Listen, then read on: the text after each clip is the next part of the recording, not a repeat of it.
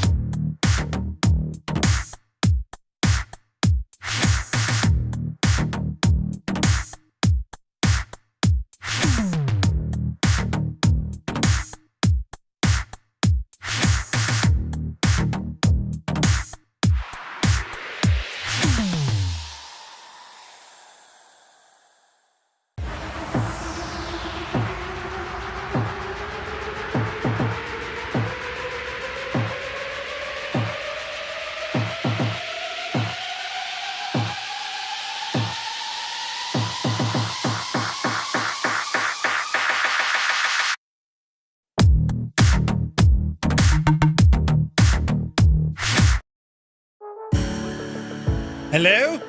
Hello. Everybody, happy Wednesday. Welcome to the middle of the week, the halftime show, the midweek shuffle. Welcome to the news, and you're very welcome to tonight's show. Just on the back of the MSFS official dev stream, we learned some stuff. We'll be debriefing that along the way.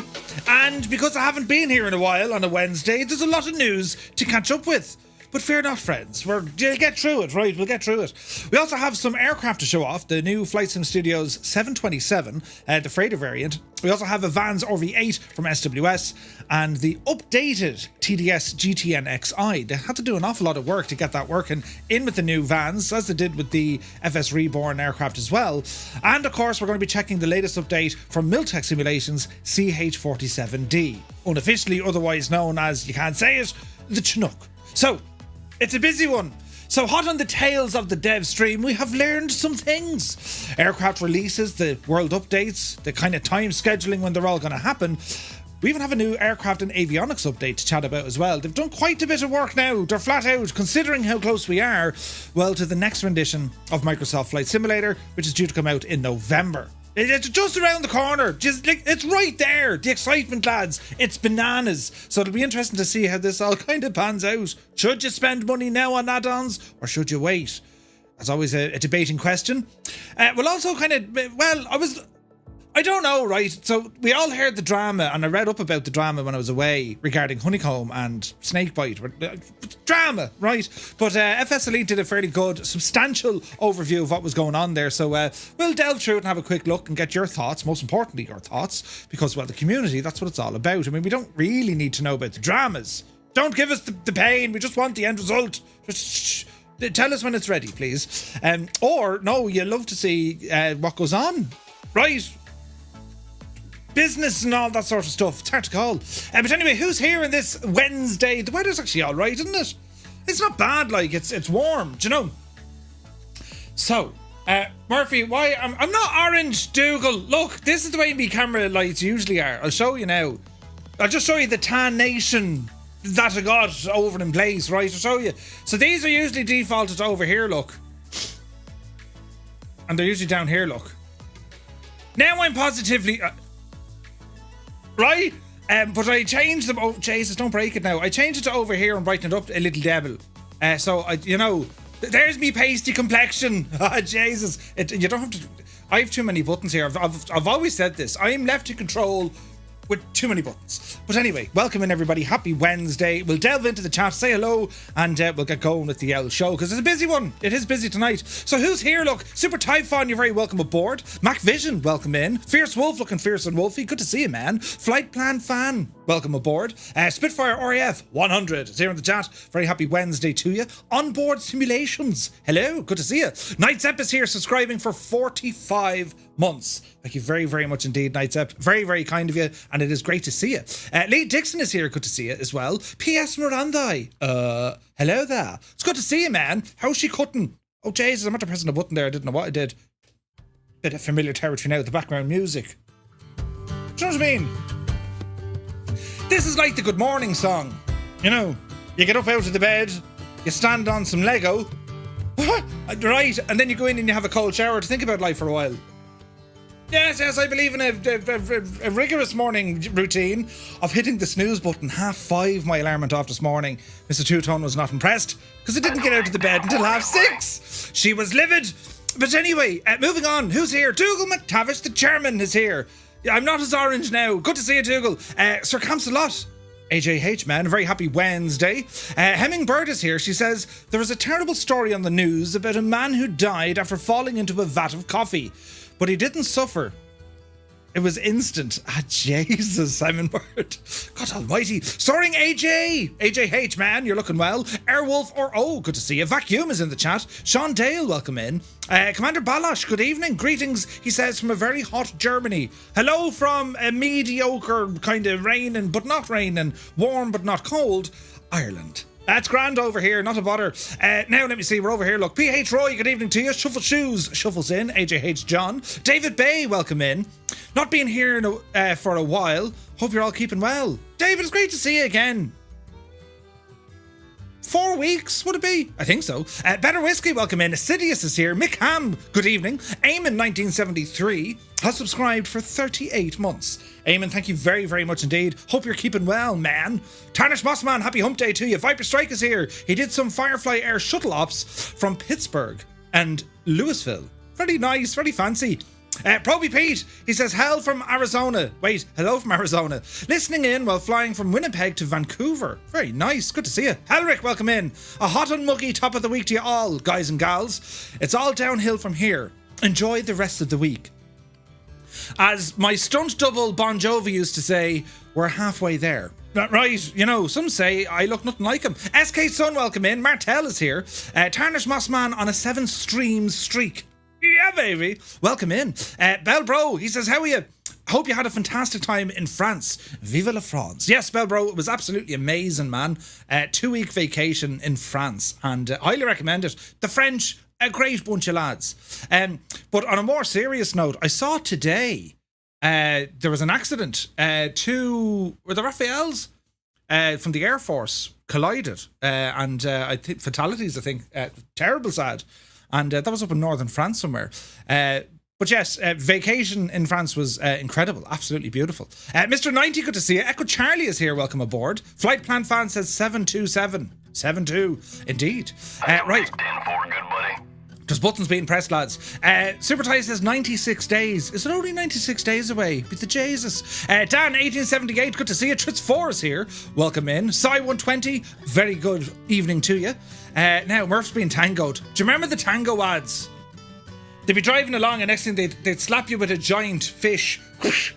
You know and you've been tangoed. Do you remember those? Do you ever drink tango? All the rage. Led Ballooner, welcome in. Paparazzi is here. Happy middle of the week, Fireflies. Ready for the newsage. You're very... Jesus! Who pressed that one? Welcome in, Paparazzi. Great to see you. Memphis Stone, good evening. Chalks is here. 27 months. Thank you very, very much indeed for all your support, Chalks. Very kind of you. And I hope you're well. Not standing on Lego, I can fly. No, standing on Lego, I'd be like, I can still fly. Yeah. No, Wendy, I can fly. It was one of those awful iPhone alarms. I feel her pain. It was several. So about 7 or 8 different iPhone alarms that all go off. You know, and you know the iPhone alarms, I mean, they start off kind of, ooga, until you get to kind of, it's all nice and calm. And everywhere else in between. Right, if looks could kill. Retriever Neil, good to see you. 5 stream streaks. Happy Wednesday, man. B. Carlo, welcome aboard. Jan Race is here, 35 months with Prime. Thank you very, very much indeed, my guy. Then David Bay jumps in for 20 months. Lads, the support tonight, thank you very much indeed. You've started a hype train, you mad divils, you. A hype train on a Wednesday. God almighty. Cy Murray is here. How are you, Cy? They got banned, you know, those adverts. Which? The Tango ones, did they? Jesus. Jan Race, evening all. 'Tis the hump day, it is. P.S. Miranda says, we had a terrible accident here in Brazil. Oh, saw that with the ATR. No survivors. Jesus. Zybok Doc calling from Denmark. Hello from Tipperary. I hope you're keeping very well. Foreign Axie Devil jumped in there at the very end. 24 months. Thank you very, very much. Very kind of you. Beat the Jays. It's then Martin Kerry Aviation. 23 months from Martin. Thank you very much indeed, sir. And lads, if you do like some aviation photographs, in particular Irish ones, check out Martin's Instagram feed. Martin Kerry Aviation, some beautiful photographs, and they're absolutely brilliant. Muse Flan has arrived in late, of course, late again, Muse. He says, how he is his mad jokes is. Happy Monday. Muse, you said happy Monday, it's Wednesday. Jet fella doesn't, did you even put on trousers this morning, right? The Tango ads got banned because all the kids were slapping each other upside the head, causing burst eardrums. Wait, what? Jesus, Muse Flan. It's Muse Flan, yeah. God almighty. Delta Bravo over on YouTube, welcome in. Anna Crussus is here, welcome aboard. Haven't seen you in a while, Anna Crussus, hope you're well. FPHF, you're very welcome in. Monty is here. Hey, Monty. Primo Victoria, you're very welcome aboard as well. Who else here now? Come in. Bob O'Driscoll is here. How are you, Bob? Hope she's cutting well. Hope all is well in the realm. I didn't say Muse Flan. Did I say Muse Flan? I know, come on, I didn't. Muse fail. Jesus. Did I say Muse Flan? I did. Not at all. No, I wouldn't do something stupid like that. You're all saying I did. Jesus. Did I say Muse Flan? Did I? That's terrible bad, isn't it? Muse, we've only known each other going on 5 years. Do you know what I mean? It's yeah, something odd and strange. Sorry, Muse Fan. Muse Flan is his evil twin cousin. Twice removed. First Alicia, now Murph. Wait, first AI Alicia, now Murph. Wait, did AI Alicia do it as well? You totally did. Super Typhon Cop. The news Wednesday with Murph. The great news. Indeed it is. Care 85, 26 months. You absolute mad joke. Thank you very, very much indeed. 26 of the best, sir. Thank you kindly. Thank you very much indeed. And we're all very good, considering I get names wrong all of the time. All the time, always getting names wrong. But sure, listen, it could be worse, right? I could get my own name wrong. You know, that'd be weird and awkward. Hello, I'm this fella. Do you ever try and pronounce your name backwards? Your actual name. You know what I mean? Do you ever try and do that and like introduce yourself? So my first name is Robin. Robin. Robin with an I, right? Anyway, my name pronounced backwards is Nibor.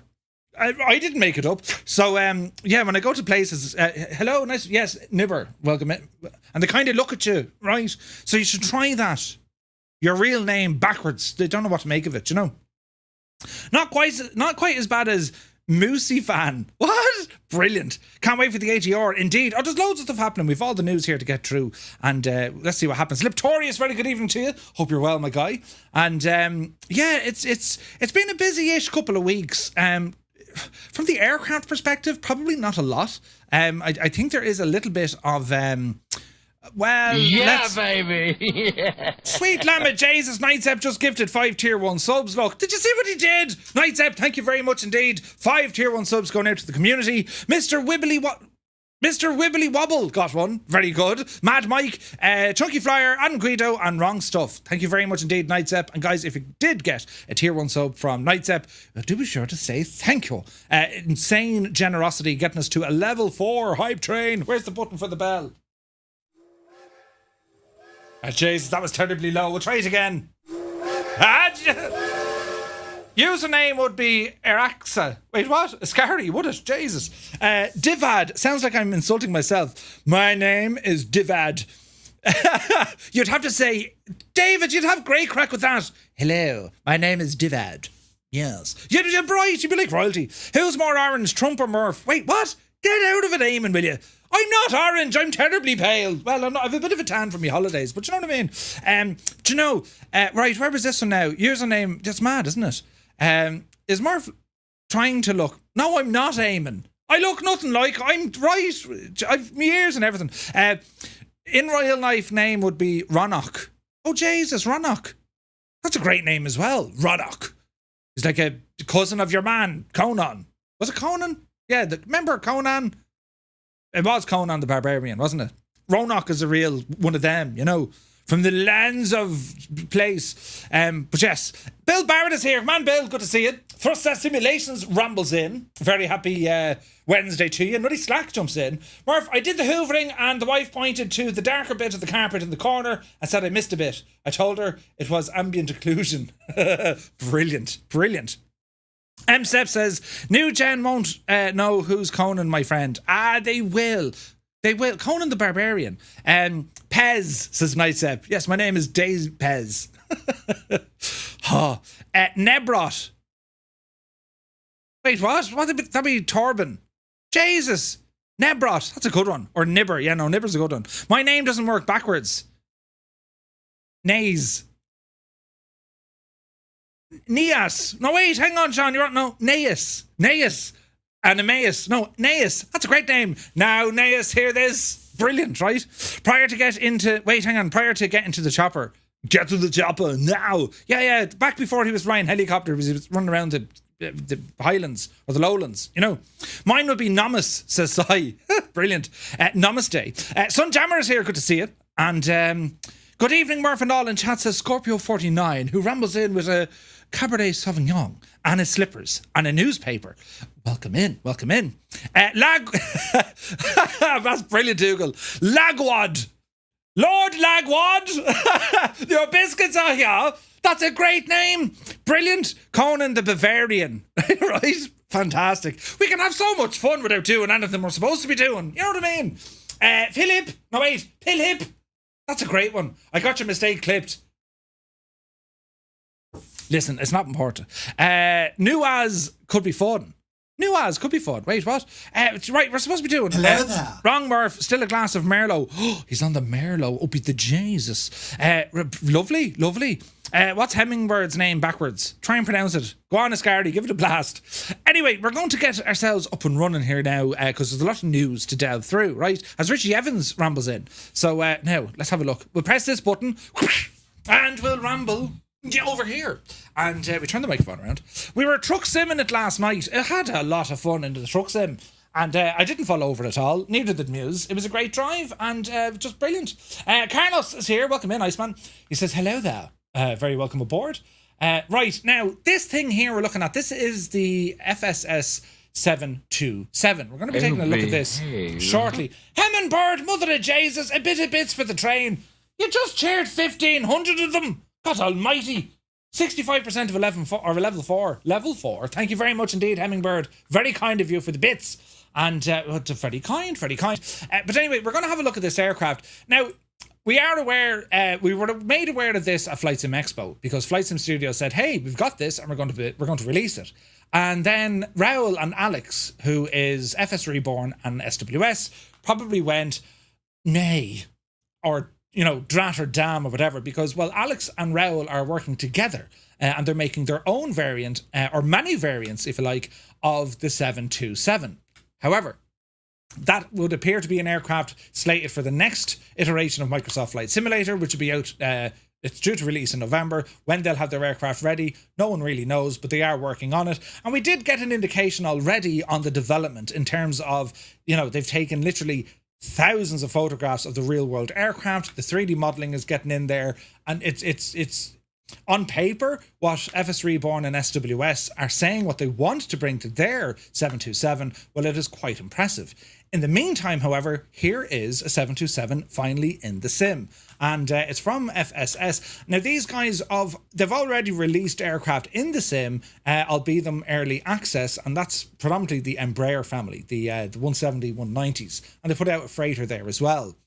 And the reception of those aircraft has been kind of hot and cold. There's been some great feedback, and then also others going, Jesus. So, well, where is it going to land with this aircraft? So we're going to find out in a little while, after we cover the news, right? So, and there's lots of news, so you'll have to bear with us. So pour yourself a tasty beverage, a cup of tea or a cup of coffee or something stronger. You'll probably need something stronger because, well, we have a lot of news. So I'm going to bring over the gadget.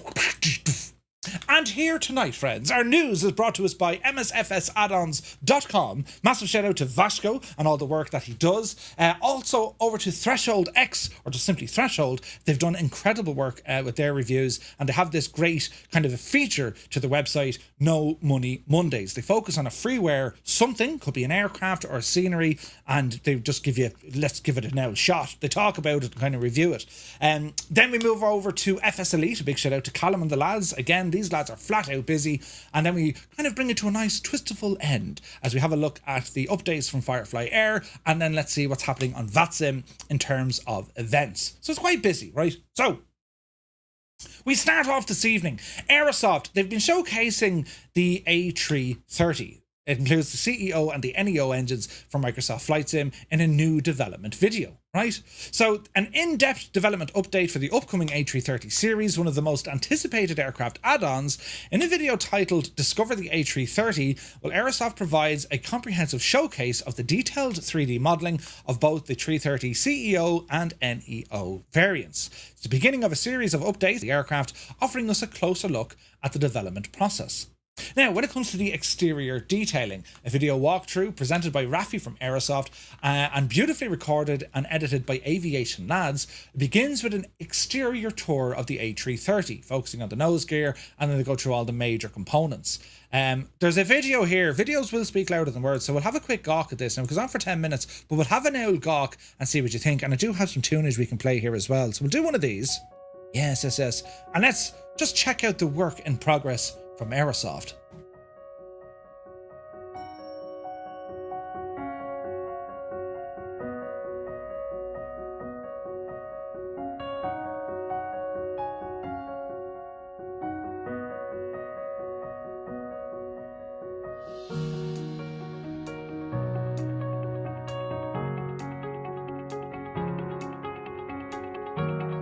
So looking at this video, we're going to see a lot of the enhancements that they're working on, the current cycle of the development process. And I'm sure we can all agree, looking at the visual rendition that we can see, this thing looks pretty nice. I mean, it's the A330, it's massive, it's huge. It's you know, Airbus's answer to the 777, I suppose. And well, I have to say, the 3D model, it's looking very nice from what I can see. I did read up, there was a couple of things not yet added to the aircraft. You know, wing flex I think is one of them, and there's one or two animations obviously not fully in there. The wheels, yes, of course I agree, flight plan fan, there is an issue when it comes to a lot of the detailing on the wheels, in particular when it comes to the ground handling, the current sim. It'll be interesting to see where we go from the next sim, because I imagine that's all going to be ironed out. But you can see from these shots here the detail. Now, look, it's the eagle eye in you. If you really want to get up and close and personal to this thing, well, you can probably start having a bit of a moment, because the circle around the light, for example, your landing light, well, it's a hex. It's not a perfect circle. Now, whether that's the real world design or not, can't say, lads, can't say.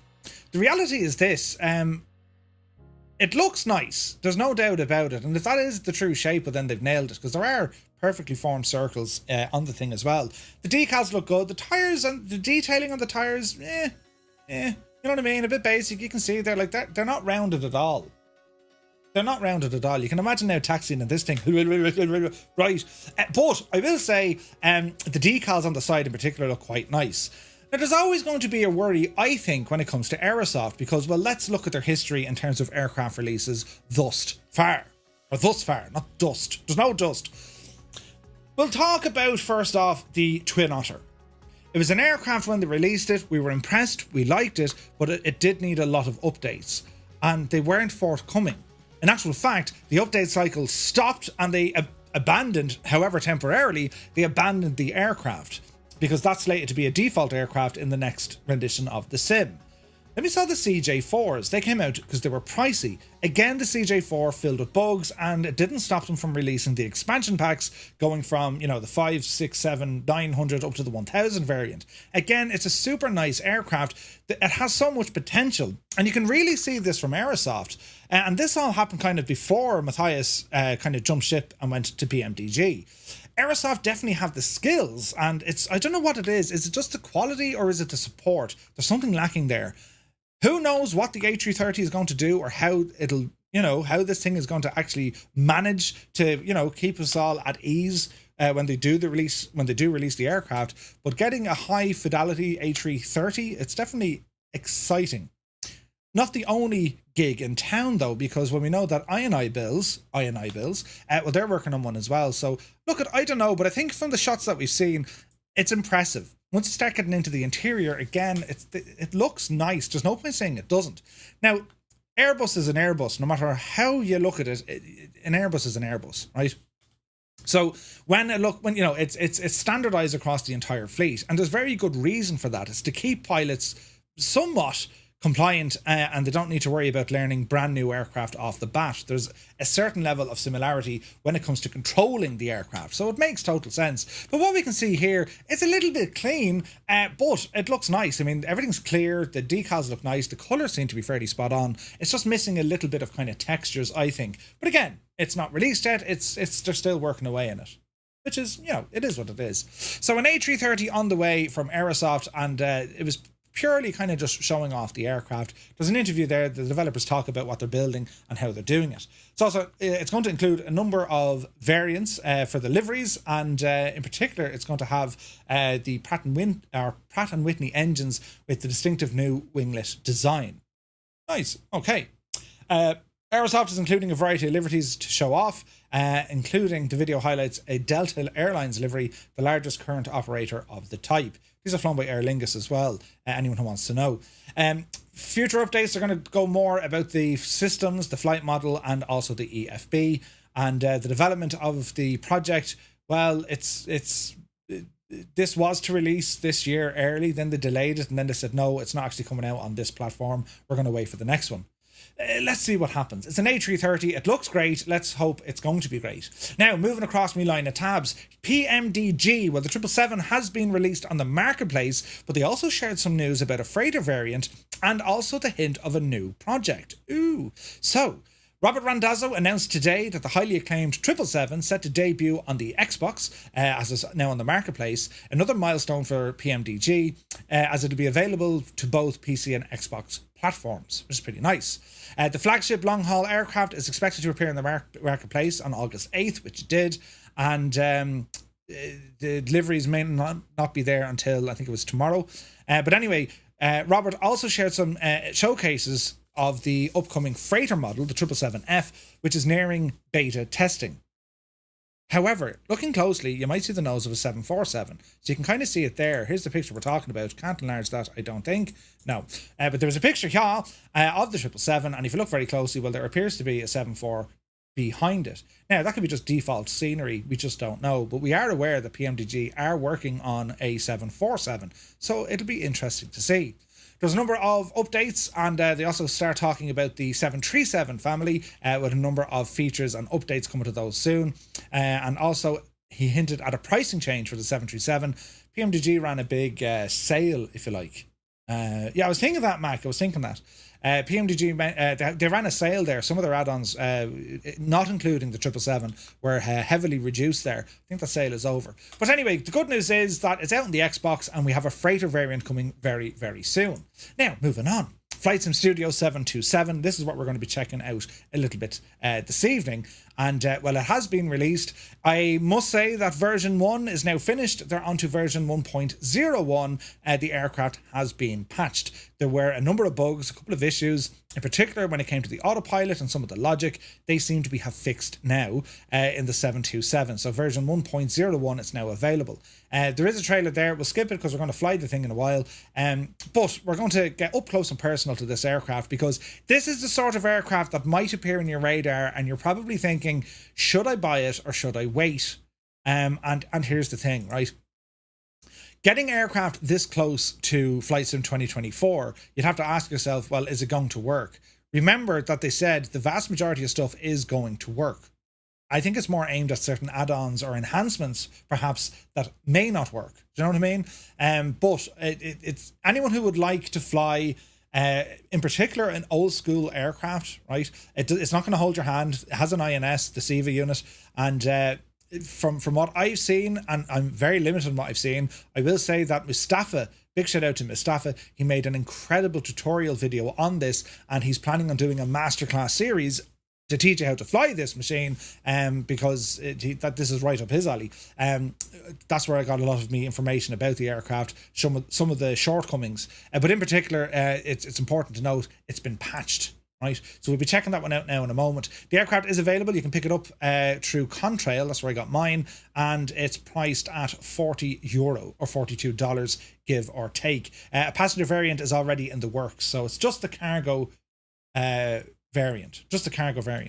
Again, if there's only room in your hangar, Dougal, you're quite right to say that. If there's only room in your hangar for one 727, I would suggest perhaps holding off until we see the FS Reborn SWS 727, because as I said, on paper, what the guys want to do, Raoul has said it's one of his favorite aircraft. So if you have a developer who we know is like bananas when it comes to his passion for this whole space, when it comes to creating aircraft, he's mentioning his favorite aircraft.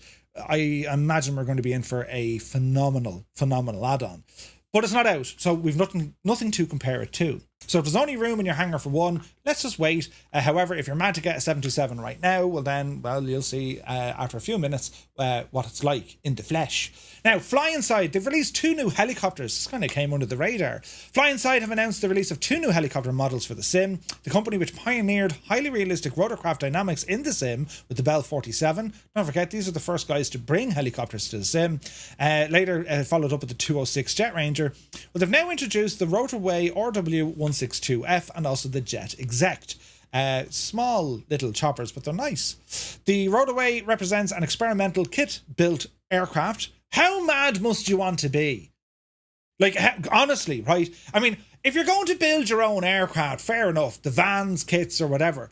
Imagine building a helicopter. Like, you'd want to be nuts, right? I'm just going to build this helicopter. Like, they're dangerous, do you know? But anyway, it's a kit-built aircraft that appeals to heli-simmers looking for a hands-on approach. In the real world, this type of helicopter can be bought for less than $50,000 on the used market, making it a very economical choice for aspiring pilots. In contrast, the Jet Exec model caters for those seeking a more advanced flying experience. The turbine-powered chopper simulation features a glass cockpit with full panel of instruments mirroring the sophisticated systems found in the executive rotorcraft. The Jet Exec comes with a gear-driven main rotor and also a shaft-driven tail rotor, offering virtual pilots the opportunity to experience the unique characteristics of turbine helicopter operations. Now, some pictures. Avangel did a review on this on YouTube. I haven't picked them up yet. If there's interest in these choppers, I will pick them up because they're not exactly cheap. We'll get on to the price here now in a moment. But helicopter pilots, or if you want to pick up a chopper and learn how to fly it, well, if you want to see this thing reviewed on this channel, let me know. I'll grab them and we'll add it into some content. But anyway, both new releases incorporate Fly Inside's proprietary flight dynamics engine, which basically works outside of the sim. And that's what makes Fly Inside very, very good helicopters to fly. They handle differently. Now, Teog's hangar, what he's managed to do with the choppers using the native engine is nothing short of amazing. But Fly Inside they fly differently, and I think that's because they're using an exterior model. Kind of think AccuSim, as in terms of, if you do this in the chopper, the sim equals that, but then their little model gets something else. That's kind of how it is. But anyway, there's a lot of attention to detail, highly detailed 3D modeling when it comes to the systems. You can also see the engine pictures here as well, and of course the flight dynamics seem to be on the nose, right? There's 100 different recorded sounds and effects to give you an immersive audio experience. Each aircraft is priced at $34.95 and there is a limited time bundle deal. You can pick up both aircraft for $64.95. They ain't cheap. $34.95 for a small helicopter. Ouch, right?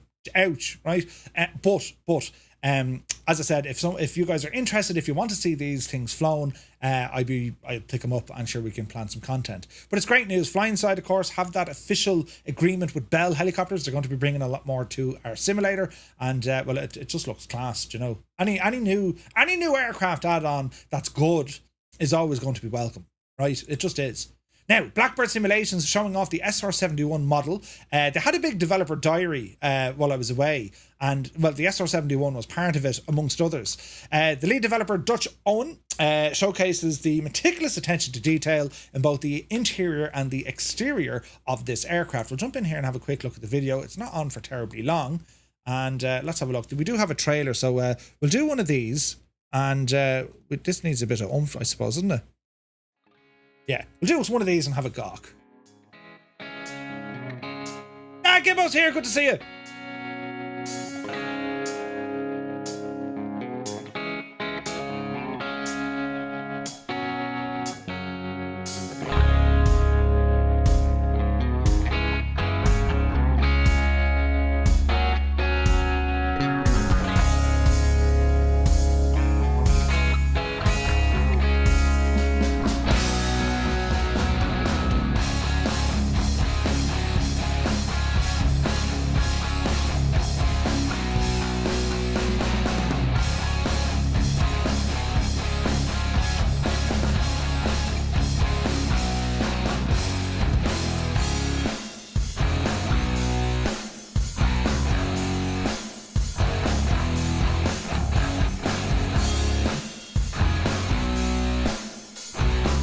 Now, it goes without saying, this aircraft, absolutely an iconic aircraft. And Blackbird Simulations, well, Milviz back in the day, but there was news of them producing this, I want to say 3 years ago, right? It looks very impressive in the sim. They got hands-on with the real-world aircraft. All the photographs we can see, all the modelling looks to be on point. And it's a very nice-looking 3D replica, like, of the aircraft. It looks super.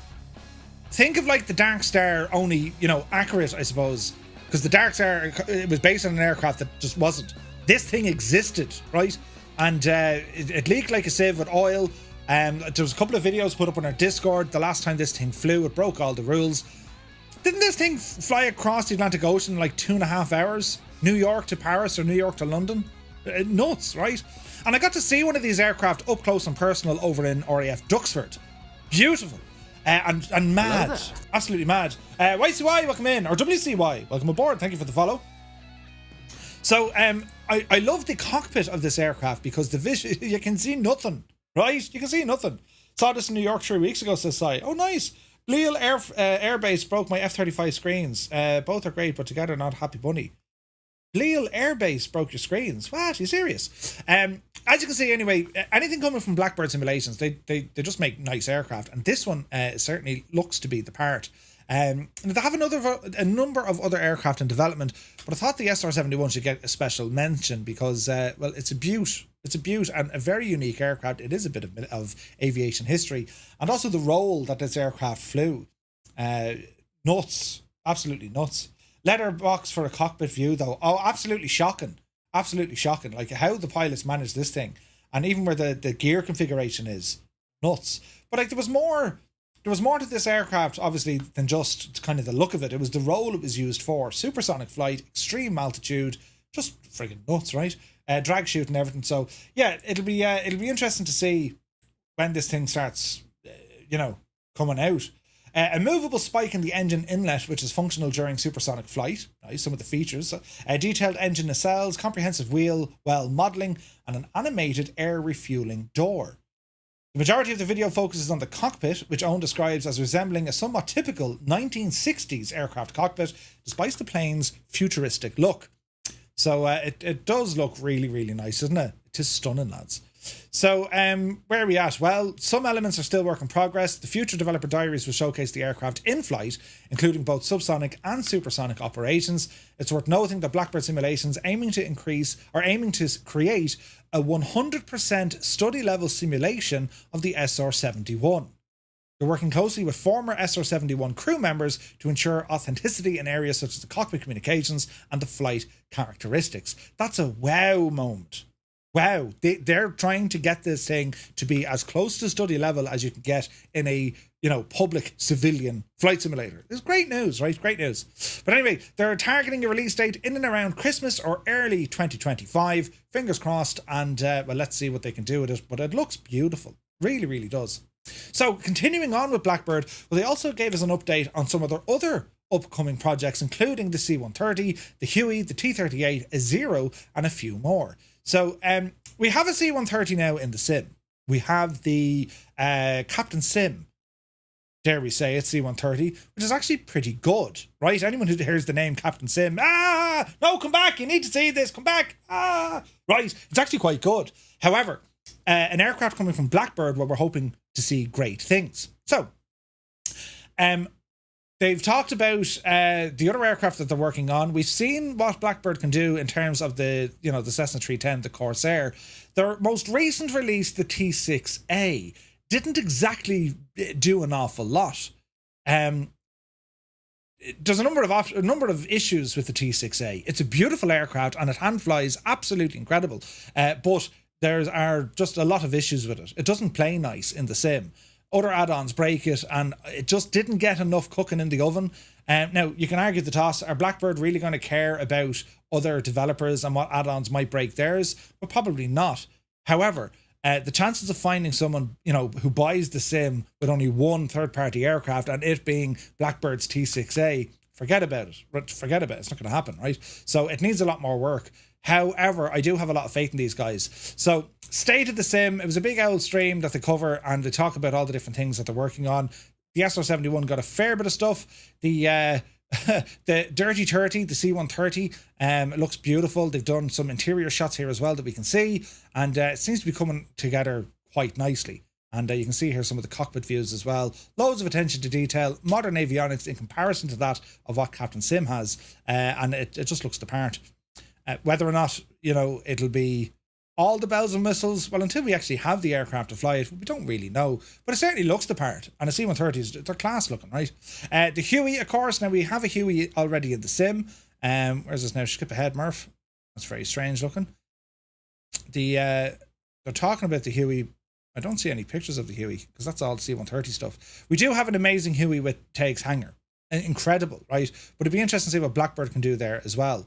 They also talked about a Sky Raider, and they started talking about the A6M Zero, the Mitsubishi Zero. And not a simple aircraft to make, because there's none flying left in the world today. And a very unique Japanese-built aircraft. And they were a tremendous aircraft back in the day, right? Really good video on YouTube by one of the pilots, Brian Shull. Oh, nice retriever, Neil. Simon773, thank you very much indeed. 6 months, my dude. Cheers, man. So, I'm looking forward to the Zero, because it's a very different airplane. And again, anything from World War II. We've seen the Allied side. We've started to see a little bit more from the Axis side, in particular when it came to the Messerschmitt 109. There's also a Focke-Wulf 190, very well on in development. We get to show that one off relatively soon. Coming in from Flying Iron. So, look, at a lot of stuff coming from Blackbird Simulations. These guys were at Flight Sim Expo. They're mad. They're a mad bunch of lads, but they're super busy doing stuff. They've loads of different projects, and they are very, very passionate about their add-ons. They've been making add-ons for like 20 years, I think, or more, even longer. They've been making add-ons for a long, long time, and they're still every bit as passionate as they were starting off than they are today, which is great to see. It's great to see. So let's see what happens there now. Also, the Sky Crane. Blackburn confirmed they are developing the Sky Crane helicopter for flights in 2024. They weren't able to share much, but they did mention that the cockpit is based on the real version of the S64F or E variant. They're quite excited about it because they had the opportunity to examine a real Sky Crane up close and personal during the development series. So the Sky Crane is just a massive Sikorsky with like nothing in between. It's used for carrying stuff. So great news there coming from Blackbird. Now, Simworks Studios, another aircraft we're going to have a look at tonight. Well, they have released the Vans RV-8. Simworks Studios, no stranger to the Vans. They've worked on the Van RV-10 and I think the 14. And they're back now with the Vans RV-8. Interesting airplane. It's the most diverse release yet, according to SWS, offering an impressive variety of options to cater to various pilot preferences. The aircraft comes in both a tail dragger and a tricycle configuration, with each featuring either glass or analog cockpit layouts. That's pretty nice. Additionally, simmers can choose between a 2-blade or 3-blade propeller option, each with a distinct English Murphy, you can do it, performance characteristics, and also sound sets recorded from the real RV-8. pretty nice. And again, we have beautiful screenshots here. We're going to have a look at this aircraft on the stream tonight, and it's worth noting that the avionics options, which will work with the working title G3X, in particular the day one support from the PMS GTN and the GTNXi from TDS, and we're going to be showing that one off a little bit later because they've baked a lot of updates into that. So we'll be looking at the aircraft shortly. Moving on, Virtavia have released the Yak-52 for the sim. Now, I don't know, what were your thoughts when you saw that screenshot? It was just like, ugh. There's a freeware Yak in the sim, and it's actually quite good. This isn't a million miles off the freeware one. But anyway, the Yak-52, a Russian military trainer known for the impressive aerobatic capabilities, well, it's now available in the sim. This came after the launch of their Handley Page Hampton. Now, I have to say, the Handley Page Hampton that they released was actually quite good. I think it was the best Virtavia release that I've seen in the sim so far. And the Yak-52, well, sturdy construction, a 360 horsepower 9-cylinder supercharged radial engine, capable of a roll rate exceeding 120 degrees. The thing can move, right? But you can also kind of just dial it all down and fly it quite gently. The rendition of the Yak is a significant upgrade over their FlightSim X version. VR compatibility, detailed 3D model gauges, a WI sound pack, highly detailed cockpit with numerous animations and interactive controls. It has rain effects on glass surfaces, toggable crew figures, and an authentic flight model. The exterior model faithfully recreates the Yak's distinctive profile, complete with an animated cowl flap, oil cooler flap, control surfaces, landing gear, and indeed flaps. They have included a 16-page illustrated user manual, and particularly to help you with the challenging takeoff, right? And it's available right now, priced at around $20 over on Sim Market. Again, if this is an aircraft you're interested in and you'd like to see it flown, well, let me know and I can pick it up. There is a freeware Yak in the sim. I'm happy enough with that because, well, I don't know. This is as close as you're going to get to flying something like, it's somewhere between a Chipmunk and a Harvard. Or a Texan, the old Texan. That's kind of the that's kind of the ballpark you're in. They're a beautiful airplane, and in particular when it comes to the oil cooler and the cowl at the front, they open and close, beautiful looking. So I don't know. It's the screenshot to me didn't do it. It just looks out of place, you know. But anyway, moving on. New video shows iFly's 737 MAX 8. So we have a Boeing on the way from iFly, and there was actually a video I saw posted over in our Discord as well. But anyway, it looks nice. Look at some of the stuff we have going on here. Jesus Murphy, what you're playing? Press this button. Does it only go to HD? It does. So we'll have a quick look at this. You can see what they're working on in terms of the internals of the aircraft. Look at the top. Doesn't that look beautiful? The lighting, and then, you know, the overhead bins, and right, this looks stunning. They've nailed the lighting, even though the camera's going absolutely nuts. But I think they've done a tremendous job on the inside of the aircraft. Then we move up to where Murphy sits. And then it goes into the cockpit. And well, I have to say, it's from the 3D rendering here and the modelling, this looks very, very nice. And I see the way, you know, copy the little gadget for the pin to get you in the door. Look at the lighting in the cockpit. Isn't it absolutely fantastic? The lighting on this thing looks beautiful, has to be said. And the textures, they seem extremely crisp. You can see it there on the seats. You can see it there on the ceiling. And then when it comes down to the flight controls and the buttons and the knobs and the switches, it looks very, very nice. Again, it's the updated aircraft. Everything's all new and shiny. Massive screens. And we'll go back there and just hold it there. Massive screens in this aircraft. I mean, look at the glass. Look, the glass, lads. The glass. There's lots of it. So bring it back another bit, Murph. There you go. You did it. Like, it's pure glass. Now, I don't know, is this your style of flying? You see also the EFB there in behind my mallet head. And then you have these camera controls over on the far right. That's a nice addition as well, isn't it? Even though it's a MAX, this will be inevitably be compared to the PMDG. I agree 100%, Gibbo. Like, when you have a 737-8, or any 737 for that matter, you're going to be saying, oh, look, because Boeing haven't really changed the layout of their 737 fleet. Very similar to what Airbus have done, right? They try and keep the things as close as possible over each generation. Why? Because, well, they know the pilots have to learn and continue flying, so they got to learn it all over again. Well, they try and reduce that workload on the pilot because, well, airlines don't want to spend tens of thousands of hours retraining their crew. Hop in, here's a new one, that switch does this, so you don't have to press those 19 switches. That's the idea, right? But yeah, you're 100% right. This will inevitably be compared to PMDG. Looks very good though. The aircraft also going to include a dynamic sound design, also a standout feature. As the camera progresses down the aisle, the ambient sounds shift realistically. Can I play the sounds on this? Let's have a listen. Oh Jesus, there is sounds. That sounds like inside my head.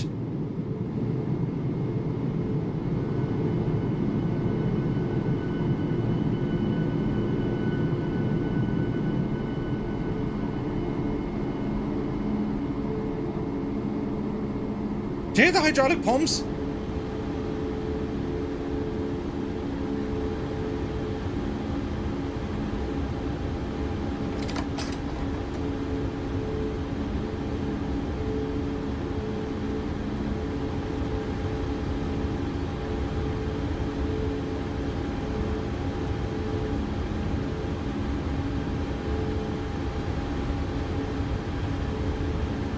That's pretty awesome. Like the sound as you're approaching where the wings are and the landing gear. That's really good. That's really, really good. No one's flying the plane. Yeah, it's nuts. But anyway, it looks incredible, doesn't it? And what else do we have here now? They continue to refine the 737 MAX. They face competition from other developers, including PMDG, who are also working on the aircraft type. Asobo have announced plans to bring out their own 737 MAX in FlightSim 2024, which might lead to iFly accelerating the development to get it out there. So this thing could come out relatively soon. Interesting to see. But within the next 6 to 7 months, you're going to have 3 options for a 737-8 MAX. That's kind of what's on the way. Anyway, Just Flight have released a development update for their upcoming RJ Professional.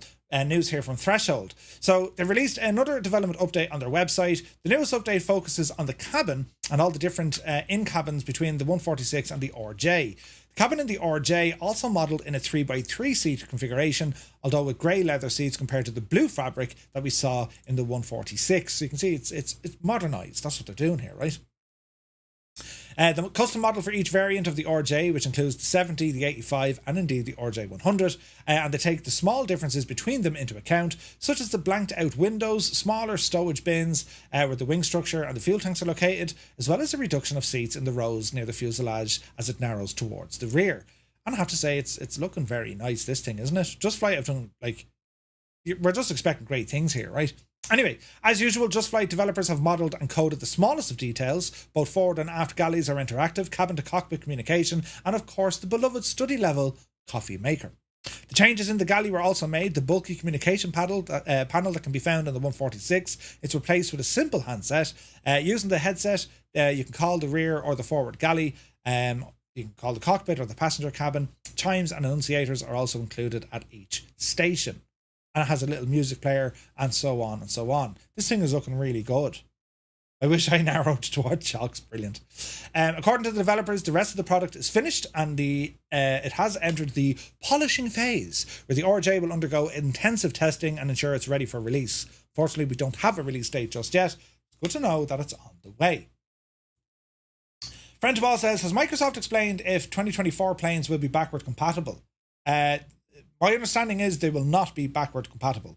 They're going to be built for FlightSim 2024 and feature all the bells and whistles for FlightSim 2024. Now, there's a chance they might work, but I don't think they've said, hey, they're going to work on both sims. Their interest is to get everyone off 2020 eventually and onto 2024. That's because that's what you need to do, right? Now, there's an update here from A2A as well. The Comanche 250, adding an accurate weight option for users wishing to fly with animal companions. Now, it goes a little bit further than just animal companions, right? They've also done a couple of changes and updates when it comes to the GPS and OBS mode. Small area protruding mesh, stabilator tips are fitted, and updates the tail number font logic for the new livery pack.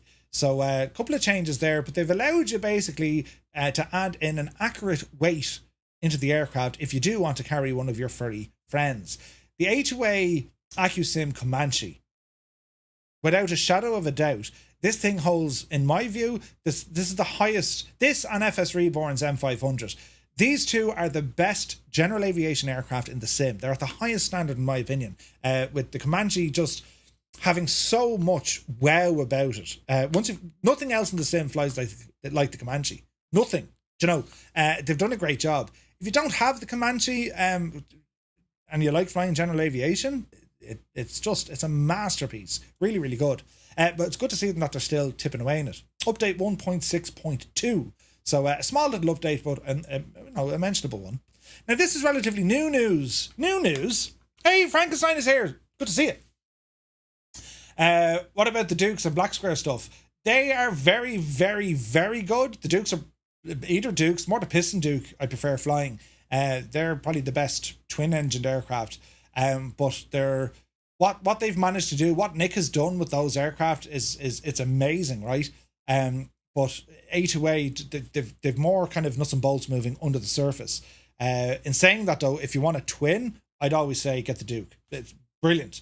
And okay, he's done the King Air, he's done the Bonanza, but the Duke for me is a standout feature. And of course the TBM, the 850, incredible aircraft, but they're all very different aircraft. So the Comanche, the Comanche has a little bit of speed to it. The M500, not as fast as a TBM. TBM, very fast. And then the Duke has you covered because it has the speed-ish, but it has two engines. Do you know what I mean? It's like applying the right tool to the job, you know. FireFly Air, good to see you.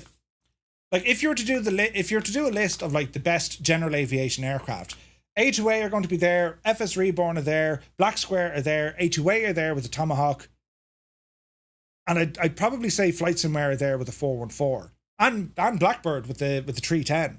They are all excellent general aviation airplanes. They're excellent. They're not just they're good. No, they're excellent. Do you know? But anyway, Parallel 42, they've announced the Super Patriot Mark II. Wait till you hear this. So a bunch of sneak peeks earlier in the week. Parallel 42 have confirmed they are working on a Super Patriot Mark II for the sim. And the story was they got invited out to, I think, was it Arkansas? Over to Arkansas, Parallel 42, and they were working with the guys who built this aircraft. And it's similar to that of the Kit Fox, as in it's that type of plane, type of aircraft. But there's a lot of nuts in this thing. It's like 200 horsepower, I think. Or more. It's a very powerful machine. We can see pictures here of the crew working on it. Echo 19 was working with the sounds. There's Kevin there getting some pictures, and there's the team working with the aircraft. So it'll be interesting to see. They fell in love with the aircraft. We also fell in love with the team behind it. It was instantly a family vibe. Watching Don and Ron share all the handcrafted details and engineering with Kevin, while I listened to Trevor and Zach convey the feeling you get in this aircraft, meant everything to me. That's from Edson. In partnership with Patriot Aircraft USA, we're going to build an experience. Like with everything we do, we'll push the boundaries of what can be done, and you'll feel what this team puts in their heart and soul into it, and where the pride comes from. Now, Parallel 42, they've been flat to the mat with add-ons over the last couple of months. Anywhere from the immersion packages, to the scroll thickness thingy-majiggy, and everything else in between, including their sceneries. Aircraft isn't necessarily their thing. The Kit Fox was a resounding success. They've done a great job with the Kit Fox. And this is another similar type of aircraft. And I think it's a good idea considering when we look at how Flight Sim 2024 is going to stack up, when we talk about ground tessellation and the new graphics, in particular when it comes to bush flying, these sort of aircraft I think are going to be highly advantageous to explore the new sim. So good news here. Let's find out what Parallel 42 can do with it. They haven't said anything about a release date. They haven't said anything about pricing. They just said, hey, we are working on this. So, interesting news. Moving on. Lunar Simulations provide a development update for a freeware Boeing 767. 3 freeware 767s will be making their way into the sim. The first big development update from Lunar Simulations, which has been in the work for nearly 3 years now. FS Elite back in January 2023 wrote about an announcement of the project, which back then already showed us a rather complete and functional looking cockpit. The original plan, however, was to release a Boeing 767-300, a plan which has now been changed. Right. According to the announcement on their Discord, there will be 3 767 variants, namely the 300ER, the 300F Freighter, and the military KC-46. 84S Sim, good to see you, man. Or 845 Sim, beg your pardon. Let them in. The air-to-air refueling platform, that's the Pegasus. The reason for the change of the initial release variant of the KC-46, they didn't elaborate it on, except that it would be the easiest way to move the project forward. To develop the KC-46, they have partnered up with Delta Simulations, who of course brought us the C-17, and we can observe the C-17 being air-to-air refueled by the KC-46 in some of these screenshots. That be the C-17, right? So, looking back up at it though, the KC-46, isn't it class looking? A 7.6, you gotta love it. In order to provide air-to-air refueling, the aircraft will be featuring a functional aerial refueling operator stationed with a camera, which will allow you to operate the refueling boom, right? Rambo, good to see you. Neo, thank you very much indeed. Beat the Jesus, Neo. 23 months, thank you very, very much indeed, man. Look at this station, that's class looking, isn't it? Very nice, yes, it's a refueling station with cameras that we get to mess with.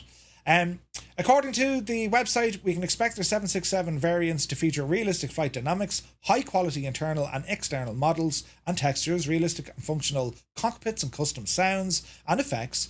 Release dates not yet to be released, as well as which platform they'll be on, i.e. will it be FlightSim 2020 or will it be FlightSim 2024? We don't know. However, having a quick look through some of these screenshots, this project looks very, very nice indeed.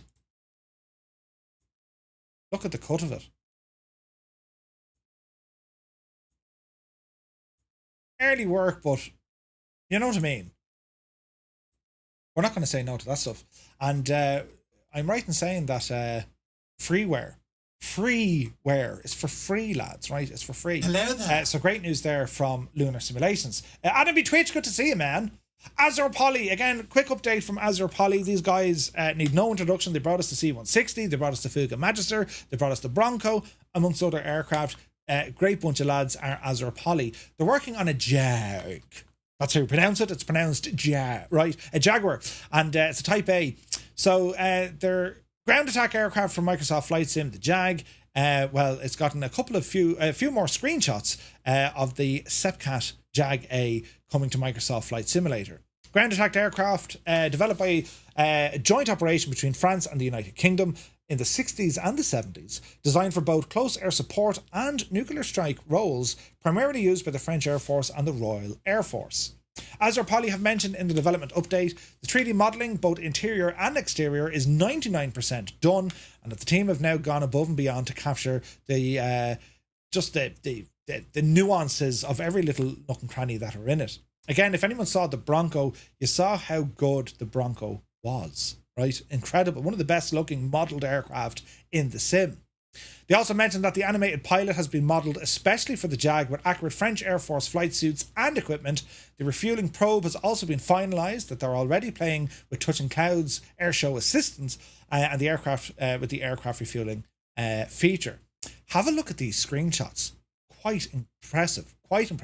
The texture work, the modelling, the reflections, the pilot looking at you. This is quite insane looking. Doesn't it look incredible? It looks absolutely beautiful. The detailing is nuts. Good evening, Paul from the Netherlands. Hello from Ireland. Hope you're well. A better whiskey. A Jawa? A Jag, right? Lads, look at the state of it. Doesn't it look gorgeous? AzurPoly are really, like, they're just going from strength to strength to strength. This is beautiful looking. The texturing, look at the wear and tear. It's just gorgeous, this thing. Gorgeous. So no release date as of yet. We do know that the lads are working on it though. And it's going to be more than just an airplane you fly around in, because they're saying, no, you can do air-to-air refueling. Why not? You gotta love it. That cockpit shot, look at that. Do you know what I mean? Beautiful. Hey, Srap is here. Good to see you, Srap. So really looking forward to that from AzurPoly. Now, Kilimanjaro. This didn't make it into our volcano series because the actual Kilimanjaro scenery in the sim, well, unfortunately, it was lacking something fierce. Well, aerial scenery has been released by TerraBuilder. Right? They've now released an update to it. 2 dogs. 20 months, my dude. Thank you very much indeed for all your support. Absolute pledge. So Kilimanjaro, right? We bless the rains. A new version of TerraBuilder's Kilimanjaro is now available to download. The new version brings updates to Africa's tallest mountain and its nearby sister mountain, the Mwenzi Peak. As mentioned, the new version includes Mwenzi Peak, meaning that an additional 90 square kilometres of the area have been added, bringing the total coverage to over 260 square kilometres. 3D rock structures are now also precisely positioned and aligned to faithfully depict the rugged volcanic terrain. Very fancy. This is in addition to what existed before. This included colour and shadow corrected high resolution aerial orthophoto coverage for the area, 3D structures, vegetation, and a detailed mesh that integrates with the default scenery. It looks very, very pretty. I mean, you're just going to crank on Toto and you up and fly this. You know what I mean? That's what you're doing. But if you have like the default Kilimanjaro in the sim, it's not good at all. This looks very, very impressive. And they've updated this project now to version 2, which includes some more local areas and mountains. Look at the detailed air look. Isn't that savage? And every time I see this sort of detail when it comes to the ground, I'm saying, Jesus, what's 2024 going to manage? Do you know what I mean? Because they're talking about procedural building and all this. Savage. Anyway, you can get your copy in the marketplace. It's priced at $19.99 US, and the in-sim marketplace is where it has. And over 170 square kilometers, high resolution aerial ortho photo, satellite maps essentially, positioned and aligned, perfectly fits and complements the default mesh. It's 4.4 gigs in size, though. It's huge. Doc Blues is here. Good to see you. Doesn't 2024 give us the detail? So is it worth getting the scenery? This is the big thing. And this is what has me. One, I didn't buy this because I'm thinking, am I going to buy this and then, like, you know, in 2 months or 3 months, I'd be like, I didn't need it. So I don't know, lads. Like, are we right to expect this sort of detail default?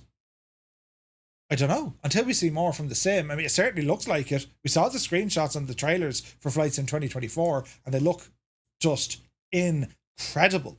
And even how the tessellation and like how the engine can say, okay, so you're a rock, therefore I'm going to create a rock and place you there, because it can figure out what a rock is looking at the satellite imagery. Do you know what I mean? Like, there's all that stuff we need to look at. But not taken away from this developer, it looks the part. It does look the part. A lot of work has gone into this, but you're willing to drop $20 on something that may not be needed in 3 months? That is the challenge, isn't it? Amazing how fast things are going. Graphics, AI, levels of detail. E-Core, like we said it, we didn't pioneer it, but we said it. We're in a golden age of flight simulation. And what Microsoft have done to get us this far is incredible. Nothing else comes close to it. Nothing comes close to it. And now we're going further, right? To coin Gibbo's word, you know, evolution as opposed to revolution, which is probably right, but we're still moving forward. You know, it's getting better. That's what's kind of freaky here, you know.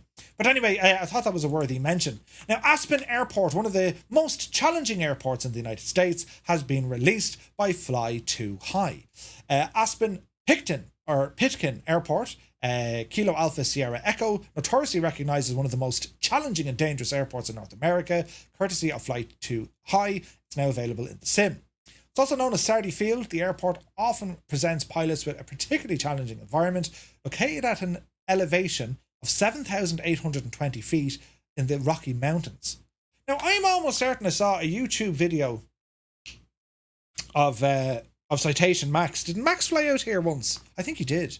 But anyway, there's a couple of pictures here. I don't think there was a video. Oh, there is a video. Let's have a quick look at the video to see what it's all about, because like a video speaks a million words as opposed to me and me 7. Let's have a look, lads.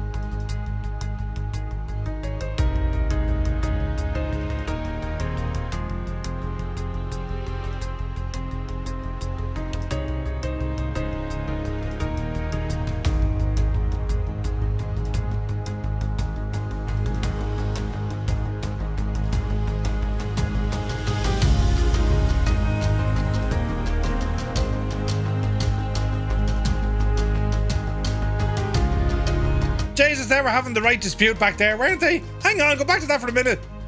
I told you once, I told you 1,000 times. I forgot me handbag.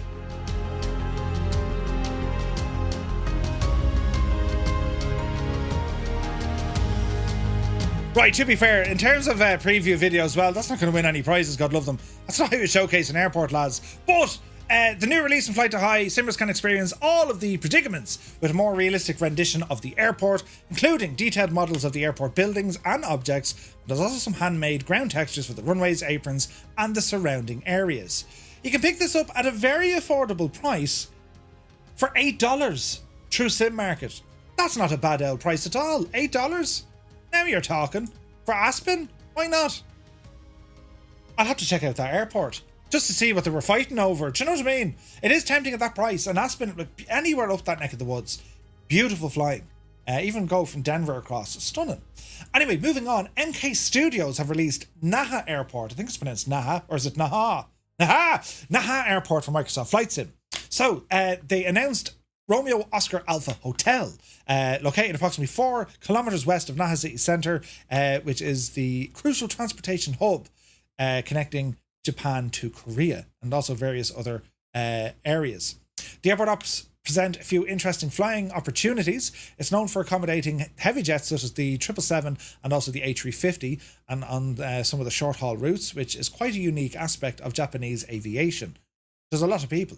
Okinawa's reputation as a popular tourist destination adds another level of interest. The island's beautiful landscapes and rich heritage offer attractive possibilities for flying. Here we have a little video. We won't play it all, but we'll have a look. This looks terribly fancy. Aviation lads are the best in the business for making these sort of stuff. Look at the state of this now.